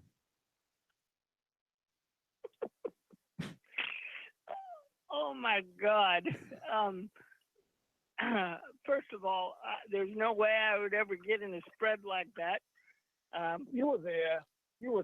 Cut it out. Why are you? Yeah, I know. He's all of a sudden, he's shy now. He's shy. He doesn't want to. Yeah, right. Where'd you get him? Gift certificate? Gift certificate to Applebee's? Where'd you get him? No, I wasn't there. He took the card. He took the card off a gift and put his own card on there like he bought the gift. Nope. Right not. Because number one, I haven't been a Floyd Mayweather supporter, so why would he be sending me an invitation? Robert. So, but Floyd's a friend of the show. Why would he not? Let's go back to the. No, all seriousness, let's go back to the Pacquiao Khan topic. What kind of shot do you give Amir Khan against Pacquiao at this stage of Pacquiao's career? I think Khan wins that fight. Khan has been when he's fought top level competition. You can't say the same thing about Pacquiao lately. Yeah, I think he wins that fight. I think Khan definitely wins that fight. I don't think he's faster than Pacquiao. I don't think Pacquiao knocks him out. Pacquiao hasn't knocked anybody out in years. I think he can hit Pacquiao with a shot Pacquiao doesn't see, and I think Amir Khan can put him away. I think Amir Khan has too many ways to win. Joe, what are your thoughts on that fight if it takes place? Yeah, I mean, the thing about Amir Khan is if you don't knock him out, he can outbox you. And I thought even in the fight that he lost by decision to Peterson, which was the only decision he's ever lost, I think he won that fight. So yeah, Pacquiao has not knocked anyone out in about 9-10 years now. Yeah. 2009, I think. Yeah, he ain't knocking that guy out. 2009, so about 9 years, 8 years, whatever. Yeah. So it's been a while. I think Amir Khan's got a shot. I think he's got a really good shot at beating Manny Pacquiao, especially this version of Manny Pacquiao. Now, So considering where that fight's going to take place, is that going to be on pay-per-view here? Yeah, that fight will be on Probably. pay-per-view. Yeah, that fight. Yeah. That's a big time fight. That's I'll not buy that one. that's I'll not buy Joe that one. Horn. Yeah, that's not That's Joe a good Horn. fight. That's a really good fight. Yeah. Yeah. That's And a good fight. Davey Boy Essex No, just said I this is think glass jaw I Khan. think Manny Pacquiao loses this fight. I think Manny Pacquiao loses this I think fight. so too. I don't think Pacquiao, but you know what? Amir Khan could be. Khan may have a glass chin, but and that's kind of I don't know that his chin is necessarily like glass, but the thing is, I don't think Pacquiao can get him out of there. I think that's my thing. I don't think Pacquiao is going to get him out of there. He may hurt him, No. but I don't think he gets him No. out of there. So And keep another thing in mind, guys. Keep another thing in mind. Not that religion should come into play here, but Amir Khan is a Muslim, and they're going to be fighting in a Muslim country, so he's going to have the hometown advantage, so to speak.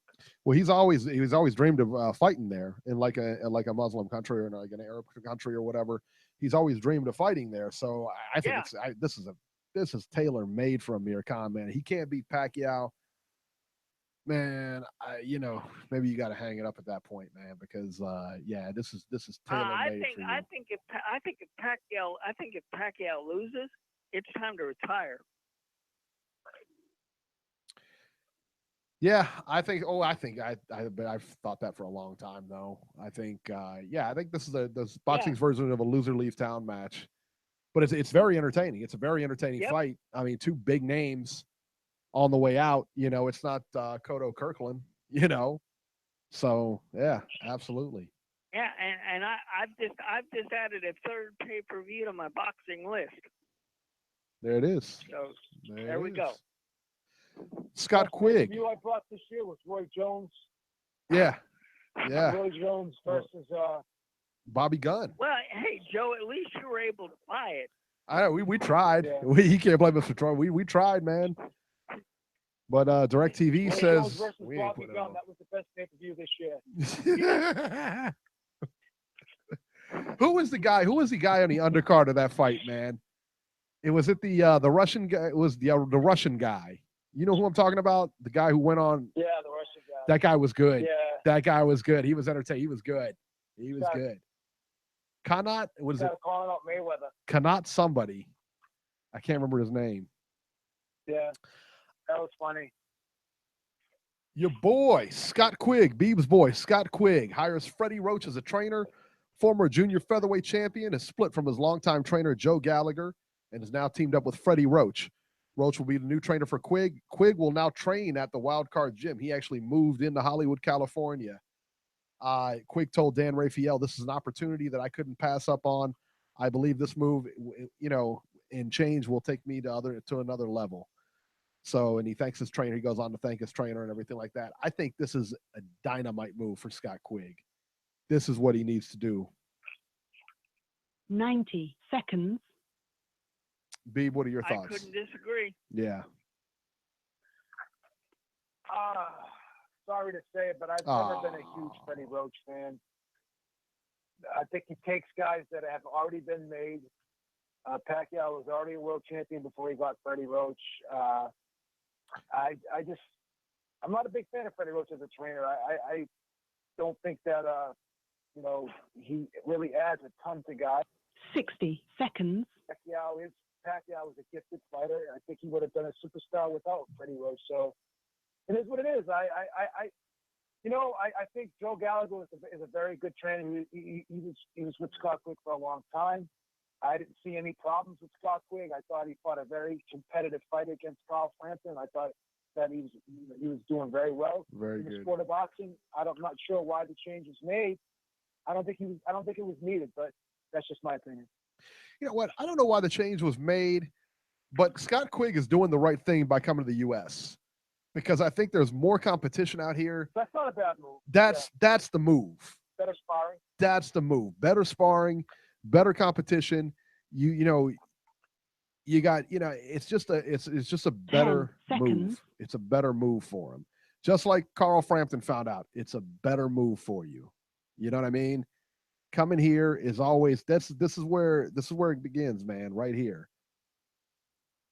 You know, when you come to the United States and you know you train here, you get your fights here, you become a star a lot faster. There's more money to be made here. You know, it just is. It just is.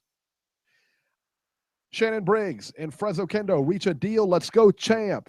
Square Ring Promotions and Hits Entertainment announced this week that they have reached an agreement for Oquendo versus Shannon Briggs for the WBA World Heavyweight Championship. Let me repeat that because that's not a typo. Oquendo and Shannon Briggs will fight for a heavyweight championship. Robert, what am I missing here? What am I missing here? Is this is for a championship? Shouldn't this be for the WBF or something like this? This is boxing's answer to the golf senior tour. You know, you've got what, a 42-year-old Oquendo and a 44-year-old Shannon Briggs, who, by the way, back in the day, I believe they both have held legitimate heavyweight titles. It goes to show if you stick around long enough and you wait around long enough, one of these titles will fall in your lap. I can't believe this is actually taking place. Have they set a venue and a date for this? Not yet. Not yet. Yeah, not yet. So that's the great news. I guess that's the good news. This could easily be fight of the year. This could easily be fight of the year. I don't know why you guys are sleeping on this one. This could be fight of the year. Do you think this? I don't know What do you that. think? What do you think is the better fights? Miguel Cotto, James Kirkland, that got canceled. Roy Jones, Bobby Gunn, or Oquendo versus Shannon Briggs? Beeb, I'll let you tackle that one. I don't like any of the options. Oh, It's close because I really like that Roy Jones fight, but I want to say Oquendo, Shannon Briggs. That's the best fight. I think that the most entertaining fight might have been Wilder and Breazeale in that Out of hotel all lobby. three of them, I don't know. This is going to be a fight of the year candidate. Let's go, champ. Let's go, champ. Do you think? Do you think after the fight? Standing by and plenty of doctors, Do plenty you, of oxygen. You know. Beeb? Do you think after the fight? Let's Shannon go, Briggs is going to assault Deontay Wilder or vice versa in the hotel lobby after the fight? Oh my God. He's gonna do like what was that guy there? Charlie Z. It's gonna be another Charlie Z episode. He's gonna invade the gym. There you go. He's Yeah, gonna invade yeah. the There it gym. is. Yeah, right. 2 title fights have been added to the Lomachenko-Sosa card. Vasyl Lomachenko, Jason Sosa. 2 fights have been added. Both Alexanders. Alexander Usyk will face Michael Hunter for the WBO cruiserweight title. Excuse me, and Alexander Gvozdyk versus Yunieski Gonzalez for the NABF light heavyweight title. So those are going to be on there also. So that's good stuff. Let's go to the phone lines. 619, you are live. Hey, Eric, Beeb, Robbie, how you doing? It's your friend El Chacal from Tijuana. Oh, Chacal, what's going on? You in a while. I hear from him every week. How's it going? Good, man. Good. What's up? Great. I mean, it's been a little bit difficult for me to catch up the show live on Sunday. Again, I'm a little bit busy now on these days, but I mean, I always try to stay in contact with Eric and with Beeb as well. Absolutely, sends me news all the time. So I mean, I always follow you guys and also listen to the podcast when I'm at the gym during the week. So I mean, congratulations! Thank it's you. always very, very cool to to hear it. It's really nice. So I Awesome. just like right now I had it at time and I was like, you know what, let me tune in, and I heard the lady from Block Dog like 90 seconds. I was like, oh shit, let me just dial really quick to make sure I'm in.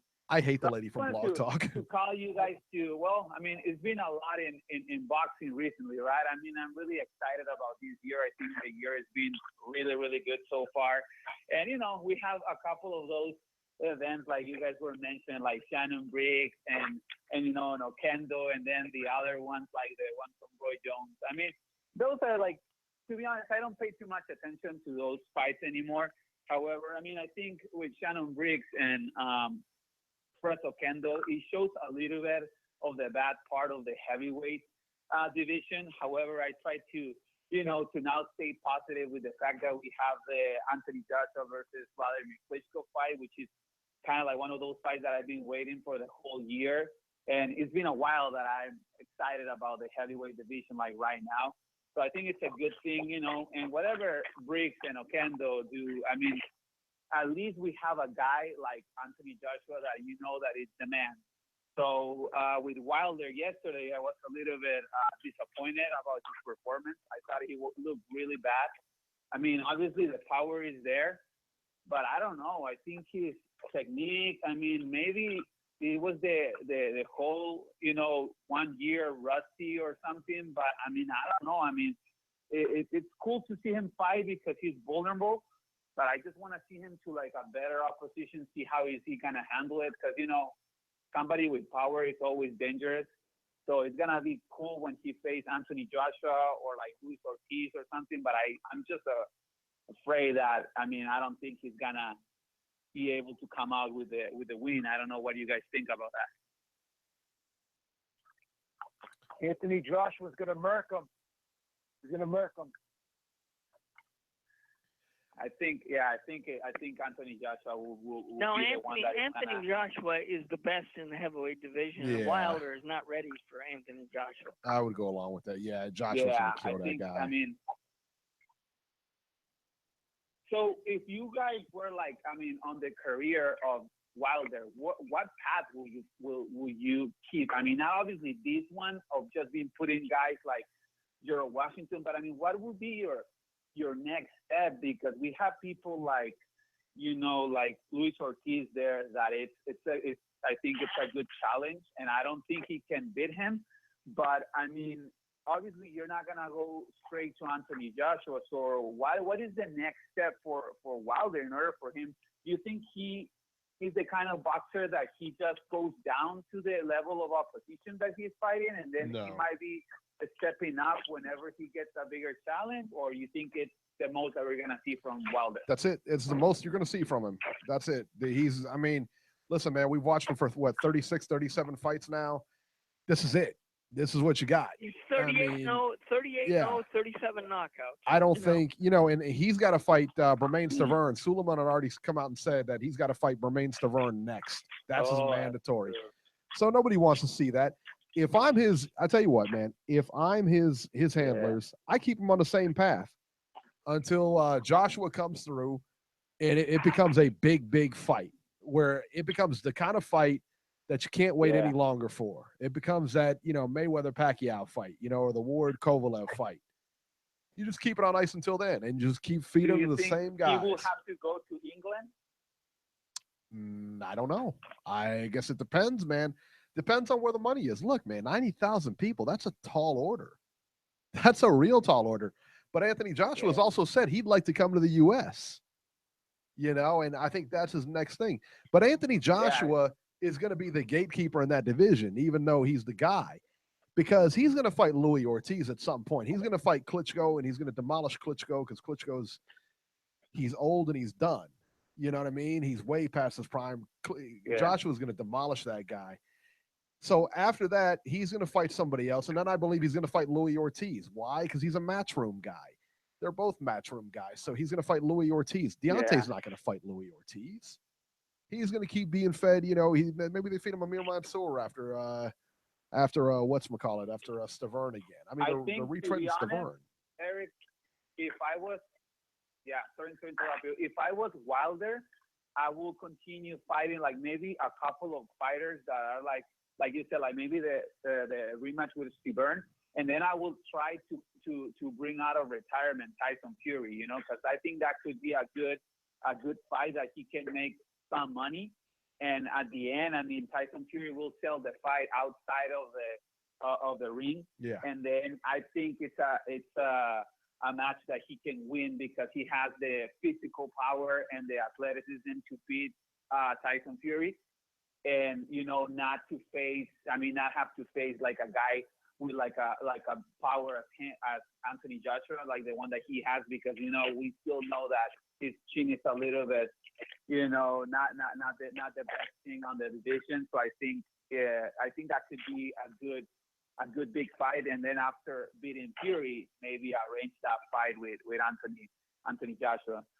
So one thing that I wanted to ask you guys, I mean, I don't know if you guys read the article or if you guys already talk about this, the article from Golden Boy today, from Boxing Scene, when they talk about Golden Boy very close to reach up to an agreement with Triple G. What do you guys think about that? That's pretty interesting. I did not hear. I hope that's the case. I hope that's the case. What do you guys think? It's true, or do you guys think it is just Golden Boy or Eric Gomez just throwing out, a little bit there of talking just to calm down the people and just continue the promotion of the Chavez Jr. and Canelo fight, or you guys think that they're very close to get that deal with Tom Loeffler and Triple G? Well, actually, when we talk to Tom Loeffler this week, we'll find out the answer to that question. Yeah, I tell you what, and I don't expect Tom. I didn't know you guys. Yeah, I don't expect them to reveal much on that thing, but to say anything. I don't know, man, because my guess is that they have a rematch clause with Chavez Jr. Because if Chavez Jr. upsets the apple cart, you better believe it. They're fighting Mexican Independence Day. They're fighting in September. Oh, yeah. No question. So. Well, Eric, that's another reason why you hear the rumors about Golovkin fighting Saunders in Kazakhstan, because. But we're hearing about that in June. If Canelo and. Yeah, exactly. So, it'll be. To be honest. Go ahead, Roy. Go ahead. Well, I think, to be honest, I mean, it's not because I'm kind of like pushing into the side of Canelo, but I don't see the fight with Chavez. I don't see that fight very competitive. I think Canelo is gonna beat up Chavez. Either he's gonna knock him out, or he's gonna beat him up in a way that is gonna be very convincing. So I think that the reason why they talk a lot about the rematch fight, the reason why De La Hoya has been talking into different programs saying that, that the fight is this, the fight is that, is because they just want to make the whole show interesting. Yeah. Because if they just said that they're just gonna, beat Chavez, or they focus a lot on the real parts of the fight, like the weight, the catch weight, the whole thing about Chavez having done that weight since the fight with Martinez, about the way he conducts his career, about pretty much, I mean, let's say that he's going to train really well, which I don't have a doubt about that, because I think it's the fight of his career, of his life. But, I mean, you can't go against nature. And the guy is huge. I mean, I don't know if you guys saw the pictures when they're, like, on the promotion thing. He's and, I mean, the guy looks huge. And he's already, like, in 180. He doesn't have too much fat to burn. And he still needs to drop 15 pounds. But isn't Heredia, isn't Memo Heredia in his corner, though? Correct. Yeah. He is. But, I mean, I don't know if you saw the fight. Like I said, I haven't called to you guys in a while, but, I mean, let's be honest. If you guys saw the fight against the German guy. Yeah, I mean, we did, like, yeah. barely on 168, and he looked dead. He looked drawn at that weigh-in. weigh-in. With Aurelia. Okay, Yeah. he wasn't working. Exactly. So, I mean, you're still talking about 3.5 pounds more than that. So, I mean, that's a lot of pounds when you are already like that way. So, I mean, I'm not saying that he's not going to make it. I'm just saying, how is he going to make those pounds? How is he going to be able to recover? You know what I mean? And plus, I mean, did you hear that they're going to do VADA testing? No, there's no VADA testing. It'd be clenbuterol, baby. They said that they were signing for VADA. That's what I was interested in. Yeah, I heard that too. Yeah, that's what they said. But the funny thing too is that I've seen in Victor Conte's Facebook that he said like, oh, they said that they're signed for VADA, but they haven't done any testing yet. So I mean, I don't know. I mean, to be honest, if they already started the press conference, if they already signed contracts, I think VADA should go right away. Which I mean, I don't understand what's going on with the whole issue. Let me ask you this. How credible is this whole thing with WBC and VADA? Because people have still VADA testing it, and the fights are still going on. It's going to go on regardless. Yeah, no. I always Chavez is going to be on clenbuterol for this fight. Trust me, he's on clenbuterol. He's going to be on every diuretic in the book. Are you saying he's not going to fight fair? I think so. How dare you? I think so too, because and then Canelo is not gonna make too much of a noise, not because he's gonna cheat, because he wants the fight to happen. You know what I mean? Yeah. And 164.5, it's pretty difficult for Chavez to do it. But I mean, they said that they were gonna do VADA, but I don't understand. I mean, to be honest, I don't believe anything in the WBC, because I don't know if you guys heard that the fight between Thurman and Garcia is not being taken test by VADA, it's being by USADA. I mean, so they didn't supposed to do VADA testing with the WBC fighters, especially when they're doing a championship fight. I heard that VADA is not doing the testing for Thurman and Garcia, it's USADA. So what's up with that? I don't understand that. I don't get it. Did you guys hear about that? Yeah, wasn't Danny Garcia? Didn't he say he wasn't going to do VADA testing or something like that? It was something with his camp or something. I don't know, but yeah, I did hear that, and I don't get it. And the WBC, I think Robert says it best. But I'll tell you what, man, let's talk about the WBC for a minute. Let's talk about the Danny Garcia situation with his father. All right. Your father is not supposed to corner you. Yeah. That's a rule they passed. That's their rule, not mine. That's their rule. That's another thing. They said that the rule is a little bit like, to be honest, it's very stupid. I don't know why they make that rule. But I mean, they said that the father cannot be the trainer. However, it doesn't say that it cannot be on the corner. So, I mean, at the end of the day, if he's the second or the cutman, is that okay? I mean, can he be on the corner? He's not part that they don't specify, I mean, what will be their role. I mean, they didn't say he cannot be on the corner at all. They said, I think he cannot be the trainer for the fight. So, I mean, do you just put John Smith as the head trainer and you're there as the second one, and that makes it okay? Or I mean, I don't understand, seriously. I mean, I wish like somebody could actually ask Sulaiman about that.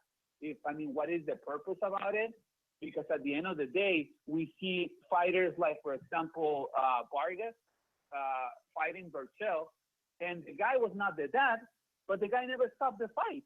So I mean, what's the point of at the end, it's the same thing. So I don't understand why not allowing the dad, and what is exactly the rule by the WBC. But it's the same thing with the VADA situation. Like Beeb said, you put this rule, but then you don't prepare the stage for what is gonna happen if somebody comes positive. We started with Povetkin, and we don't even know what's going on. We started with Vargas as well, when he fought Salido. I mean, it's a lot of inconsistencies there that I don't know what's going on. They try to look clean, like they're addressing the problem, but at the end they look even more corrupt, because when the situations come out, they don't do anything, right? Yeah, I mean, look at like I said, I mean, the Povetkin situation is just classic.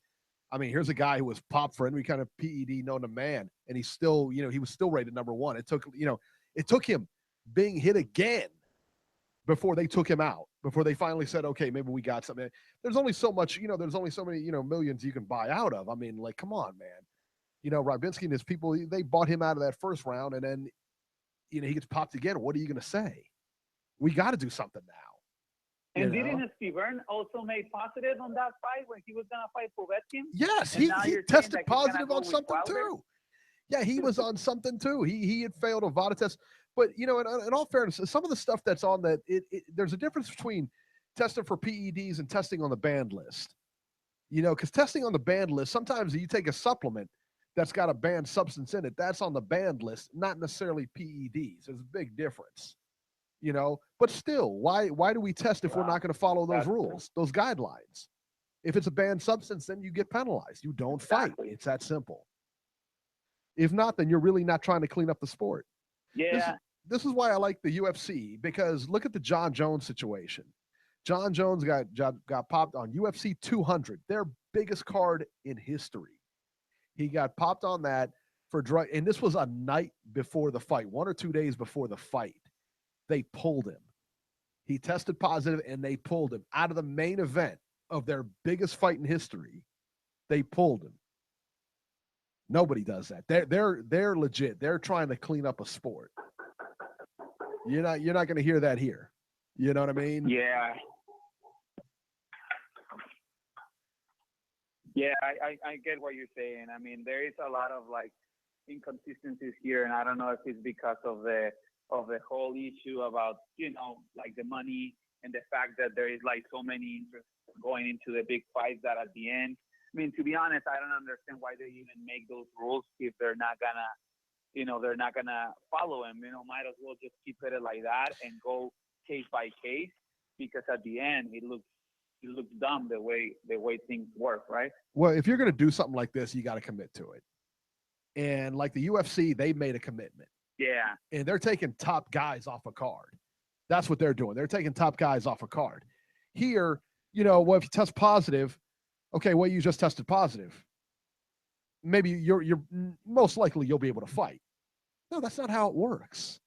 If you're really trying to clean up your organization and everything like that, that guy's off the card. That guy's off the card. You're not going forward. And if you have to cancel a big payday or cancel a big fight, then that's what you have to do, because this guy tested dirty. And that's not what they're doing. They're testing, they're testing positive for things, and okay, well, we'll let you fight anyway. We'll let you go on. Maybe we'll do something afterwards, or maybe we'll put you on probation. Maybe we'll come on, man. Yeah. Do you think, Eric, that should be something more that should be punished by the commission rather the organization like WBC or something? Because I mean, if all the organisms are not gonna be in one page and saying, hey, we're not gonna allow any fighter fight for a title or something in X amount of years if they're not, if they're not clean. I mean, that's something else. It's a little bit more. Take your title off. Take the title. Yeah. I think the commissions should be the ones that take their license out. No. The commission should. But the WBC doesn't have that. Listen, I don't know. The WBC can't pull a fight off the table. They can pull a title off the table. If they're fighting for the WBC championship, he could say, hey, look, man, you're not fighting for our title. We're not having this. You tested positive for PEDs, or you tested positive for something. Title's not on the line. If you guys want to go ahead and fight, you guys want to do that, you're going to do it without a title, not our title. You're going to get stripped. They can do that. But yeah, you're correct. The commission has to be the one to pull the plug on it. Or if you want to put it in the contract that with the promotion and everything like that, like if he tests positive, then the fight's off. We go by WBC rules. The fight is off. They can do that. But the commission has the final say. I mean, just because the WBC pulls out doesn't mean there's not a fight. Commission can go and say, look, I could care less. We packed a lot of people in this arena. Let's do it, Yeah. And there'll always be some other commission to sanction them. We see it, especially with the fighters. Correct. We see it at the end, with fighters like, the elite fighters, that at the end they are above the organism. But I think you cannot ever be above the commission, because you can be Floyd Mayweather, you can be Canelo Alvarez, but I mean, if you don't get the license to fight anywhere, you can't fight. You know what I mean? It's like when Tyson got suspended for biting Evander Holyfield's ear, and he couldn't make the fight against Lennox Lewis anywhere because they were not allowing the fight, or Margarito with the whole cast on the gloves and everything, the plaster.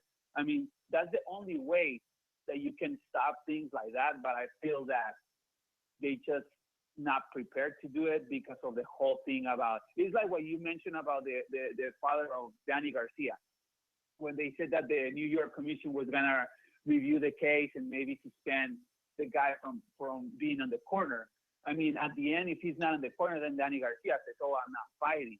You know what I mean? So they're not gonna do it because they know it will maybe break a fight. So that's what I think is too many interests, and the whole thing about the banned substance and everything. I think that if they're not gonna tackle it the right way and be very strict and say either you come positive, you don't fight, and you don't fight for this amount of time, you should have just not even mess with it, you know, because at the end you only look even worse, because then you start making comparisons between boxing with the UFC, between boxing with baseball and other sports, and it looks even more corrupt. But yeah, it's something that definitely they need to work. But like I said before, you know, I'm very excited about this year. I'm luckily gonna have the chance to go to the Chavez Canelo. I know that many people think it's like a circus. I think it's a good fight for boxing, regardless if, you know, maybe it's not gonna be the best highly competitive fight because the athletes are not there. But I think it's a good fight for boxing. It's gonna keep people entertained. And I know that in Mexico, at least right now, it's been like, I know from that moment, haters or not haters, they all gonna be watching the fight. I think there is a lot of people involved. I think the whole promotion, to be honest, they suck. They don't know how to promote a fight, but nothing bad could have happened than the bad that they did. You know, than Canelo getting pissed off about Chavez Jr. talking crap and bet the whole purse, and then Chavez Jr. answering, and now that the Chavez Sr. got involved and stopped the bet. I think that's the best promotion that could have done, because everybody talks about that right now in Mexico. Yeah. And I think it's something that it will do really good for the numbers. I was really excited when all that happened, because I knew that it was not part of the show. You know, you can tell the guys are terrible actors. They're not like Mayweather that know how to sell a product. You know, Canelo did it because he was just tired of hearing all these crap about Junior, criticizing his career, criticizing that he was afraid of Golovkin. I mean, it's like a bunch of crap that, to be honest, I know people that are very close into Chavez Jr. camp, and I know it's all fake. You know, the guy is being forced to talk all that crap because they told him that he needs to promote the fight in order for them to get more pay-per-views, because that's basically the biggest part of the revenue. But the same thing, I know that that's fake. I know that when Junior accepted the bet, he really mean it. And he was betting the whole purse because he didn't care. He doesn't care about the money. The guy has a lot of money. And then if you guys didn't know, his wife is actually ex-wife of one of the Chapo Guzman's sons. So she has a daughter of one of the Chapo Guzman, the drug dealer. Who is this? Yeah, so who is this? Is Canelo's wife? You know, the wife. Chavez Jr.'s wife. Chavez, say that again. Chavez Jr.'s wife. Her first daughter. Okay. Yeah, Chavez Jr.'s wife. Her wife. I mean, his wife. She had a daughter or something. She was previously married to one of the Chapo Guzman's sons. So she has a daughter that is actually a granddaughter of Chapo Guzman. So she's already set up. She has a lot of money, and the daughter has a lot of money. So she doesn't care too much about the money that Chavez, you know, produces. And Chavez, I mean, he has a lot of money too. I mean, plus he's been always very, very wealthy. So he doesn't give a crap about the purse. That's why he bet it. But I mean, I know that Chavez Sr., regardless of how much money they have, he's like, oh no, you're not betting the biggest purse of your career on something like that. So that's why he stopped the whole bet, because if you see the whole thing when it happened, Chavez Sr. wasn't there when Canelo threw the bet to Junior. So, I mean, later on, I'm pretty sure he was really pissed off. He's like, what the fuck did you do? You know, you just said your whole thing there. I left you I alone mean, for 15 minutes. This happens, you're you gonna have know. money for the rest of your life. Exactly. It's like, oh no. So that's when you see that in the next program in ESPN, when he's like, you know what? Let's call it off these bets. He's like, we're fighting for pride. We're fighting for honor. We're fighting for what Canelo has, not the money. We're fighting for his popularity, for the respect, and for the legacy that he took from us for just, for him being a bum. So that's what he basically explained to the people. And then I think Canelo looked pretty good by saying, you know what? Just because of you, because I have a lot of respect for you, I'm calling out the bet. So if you don't want your son to bet, it's fine. So I thought it was really good because, wanted it or not, it was a really big deal, and it was very, very good for the promotion of the fight. Oh, so we'll absolutely. see what happens. I know that Junior will try to prepare himself the best he can. And like Beeb said, if there is no vada and nada, I mean, I'm pretty sure he's going to use whatever he can to be in the best shape. Oh, absolutely. Yeah, he's going to come to fight, man. I'm excited about that fight, man, because he's definitely coming to fight for sure. Yeah, definitely. Hey, Eric, one last thing. Are you going to the Golovkin fight or no? I don't know. I don't know yet. I think that's still up in the air. So I'm not 100% certain. It's a scheduling thing for me, man. If I went, it's on a real tight schedule. And I'm not sure scheduling wise if I can make that fight. I don't know. Okay. But you're going to that, correct? Perfect. Well, I will try to. Yeah, I'm going to that one too. So I'll keep you on Facebook there in case that you're there to try to see if we can have some drinks before the fight. Are Absolutely. you going as press or are you just going as a fan? If I went, I'd be a member of the press. Okay, perfect. Yeah. All right. Well, I get in touch with you before the fight coming up and see if you're going or not. Okay. And well, guys, thanks a lot for the time. It was really nice to talk to you. And let's keep in touch. Okay. All right, man. Good call, man. Thank you so much for calling. Chakal updates me once a week on things that are going on in the news, man. As far as like he's the one that first sent me the thing about the Chavez and the whole bet thing and everything like that. So that was pretty good, man. Oh yeah. And and that'll do it, man. That'll do it for this edition of Ringside Reporter. As always, you can catch Robert on Twitter at Ringside Robert, or you can call Ringside Robbie's Corner at 773-572-7781 and leave him a message. You can catch Joe Habib on Twitter at JHabib1 and find his YouTube channel at www.beatingtheoddswithbeeb.com. I'm at Ringside 73, and we will see you next week. Thank you for using Blog Talk Radio. Goodbye.